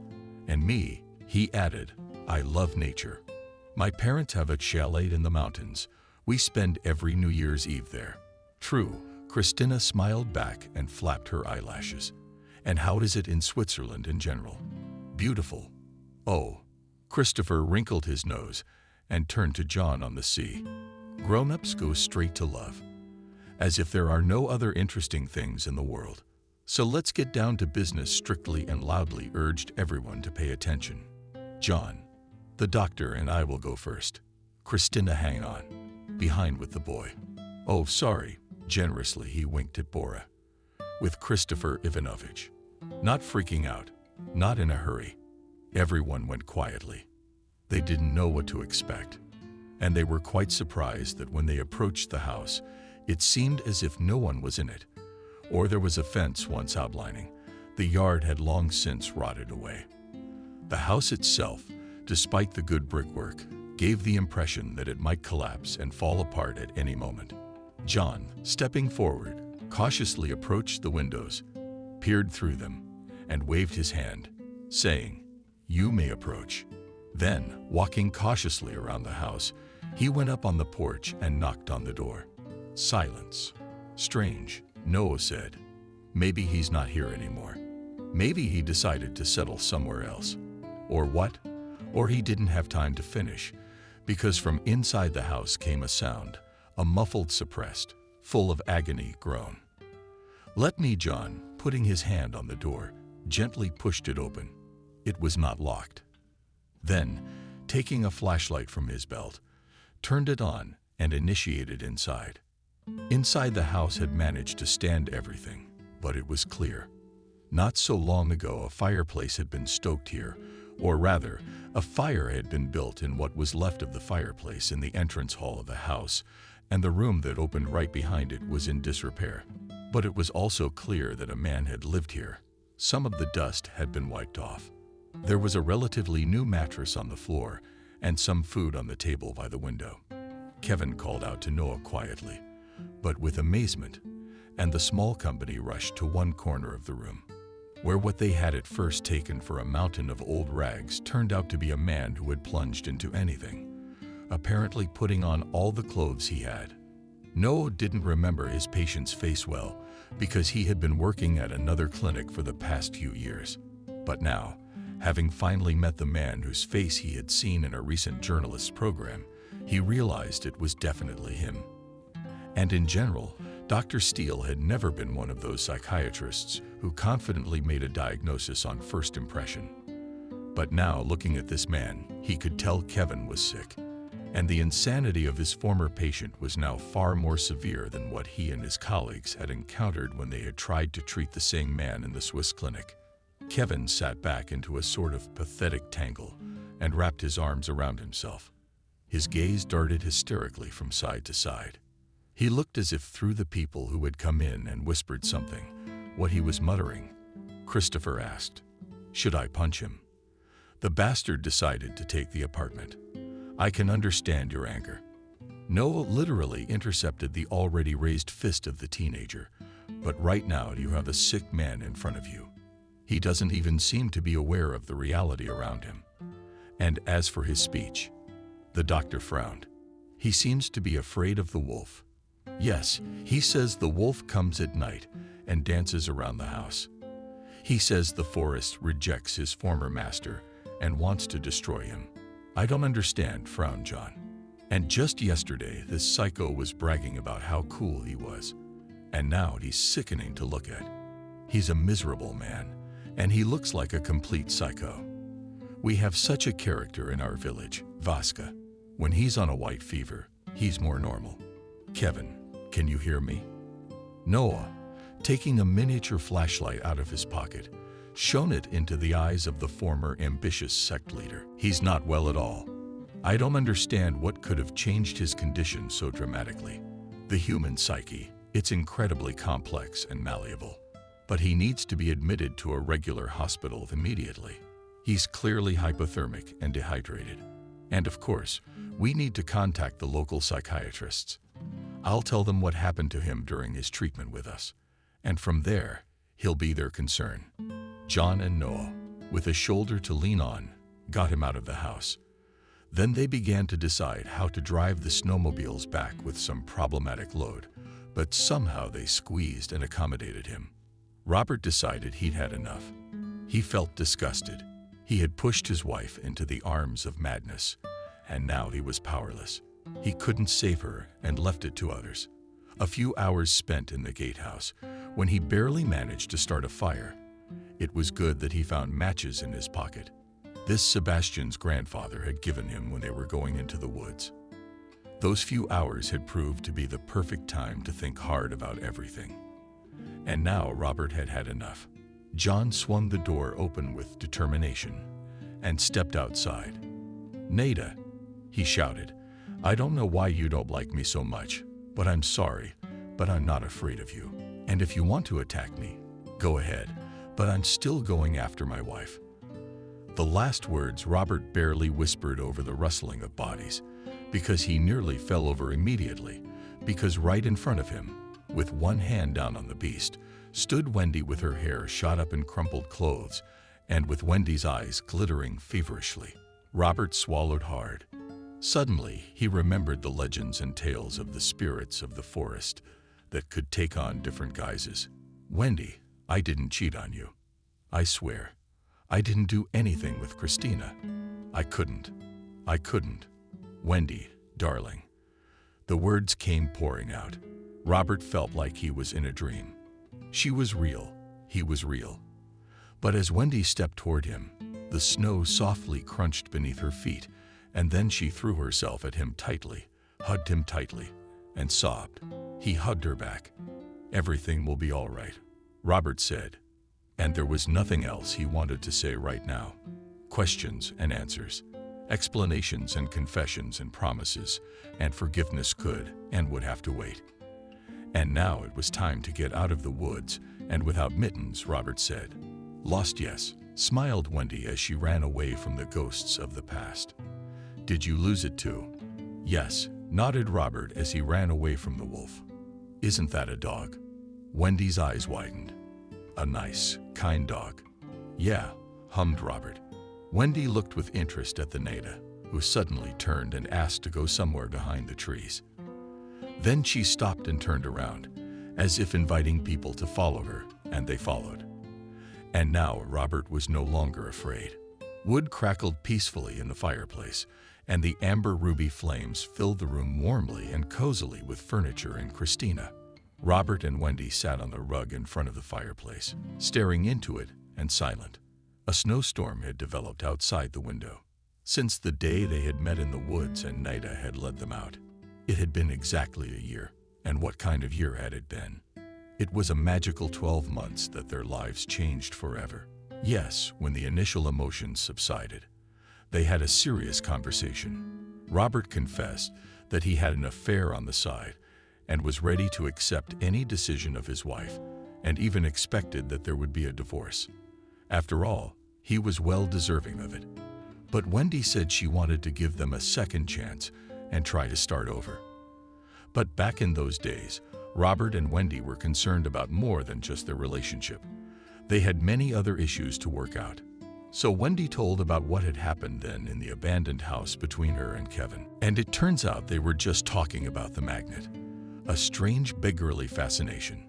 This kind of return to the past quickly left Wendy, and she wanted to leave. But Kevin was against it. He demanded that she stay. He said she was certainly too old for him, but he had no intention of letting her go.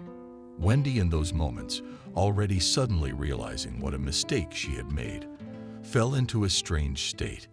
It was as if she had relived the horror and confusion that had seized her 10 years ago, when she had been rescued from the captivity of that madman.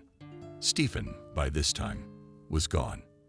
This man in general quickly realized how misguided he had been in his supposed teachers and guides to oneness with the natural world. And when Wendy and Kevin were finally alone, they were talking. And somehow it happened that the thread of the conversation, figuratively speaking, was suddenly in Wendy's hands. Wendy suddenly starts yelling at Kevin and saying how much she hates him. So he broke her life. She told how much it had cost her to feel human again, how she had tried to start a normal family, to live a normal life. "I made a mistake then. I let you break me," Wendy screamed. "And now how come? I thought I was alone. And you're the only one who can help me, but you can't. You're nothing but a worthless old fool. You're a madman." They were talking at the window of the old house, and suddenly Nada appeared outside the window. Kevin began to convince Wendy that she was wrong, because here is an example in the forest. There are wolves, scary beast, and only he, Kevin, can protect her from them. "Wolves?" Wendy laughed. "It's just a dog. Wolves don't look like that. What are you, an old madman? You've never seen a real wolf." An argument ensued, and Wendy said she would go right out to the animal and not do anything to it. Kevin begged her not to, but Wendy came out of the house, saying it was just a dog from the village. Probably let it off the chain. So she ran in here, and when she freely stood in front of Nida and stroked her behind the ear, Kevin broke down. After that, Wendy went back into the house. She decided to wait until morning because it was already night, and they talked again, or rather, Wendy talked. She talked about her life, about how she had tried to find happiness, how wrong she had been, unable to build a decent relationship with her husband. Anyway, it was a very long monologue. She just needed to vent. "So you're saying that Kevin, that he's lost his mind? I mean, he's completely freaked out just because my wife talked to him?" "No," Robert asked in amazement. Dr. Steele replied that the mind of a madman like Kevin has a bizarre structure. And yes, apparently, he just couldn't stand it. Couldn't stand the fact that his victim had grown stronger after years, had started to live a normal life. And even now, having come to him again and voluntarily, suddenly found the strength to resist his influence. After all, before that, all those whom Kevin had allowed close to him, they had obeyed him. And it should not have been ruled out, by the way, that he was abandoned by another man, Stephen. Basically, Kevin was shattered by the fact that he realized he had lost his power over people. He's not the same person he used to be, and he couldn't take that kind of humiliation from himself. Robert and Wendy would have wanted to stay out of it, but they watched what happened next, and breathed a sigh of relief when they learned that Kevin had ended up in an insane asylum. But not in Switzerland. Stephen, by the way, managed to successfully revoke the deed of gift. He just took it with him when he left Kevin and burned it. Christina apologized to Wendy and soon quit the firm, moved to another city and later sent word, met a man there and married. Noah, on the other hand, returned home to Switzerland where he continued his practice. Before that, he talked to Wendy and expressed his admiration for the fact that, despite such a difficult past, she had found the strength to move on and fight for her happiness. But the highlight of the last year was when Wendy managed to get pregnant. Doctors said that it is a quirk of the body, in which something has adjusted itself. And now Robert and Wendy were enjoying a vacation in one cozy country holiday home. They were looking at the fire, holding hands, and just being happy. They were very happy.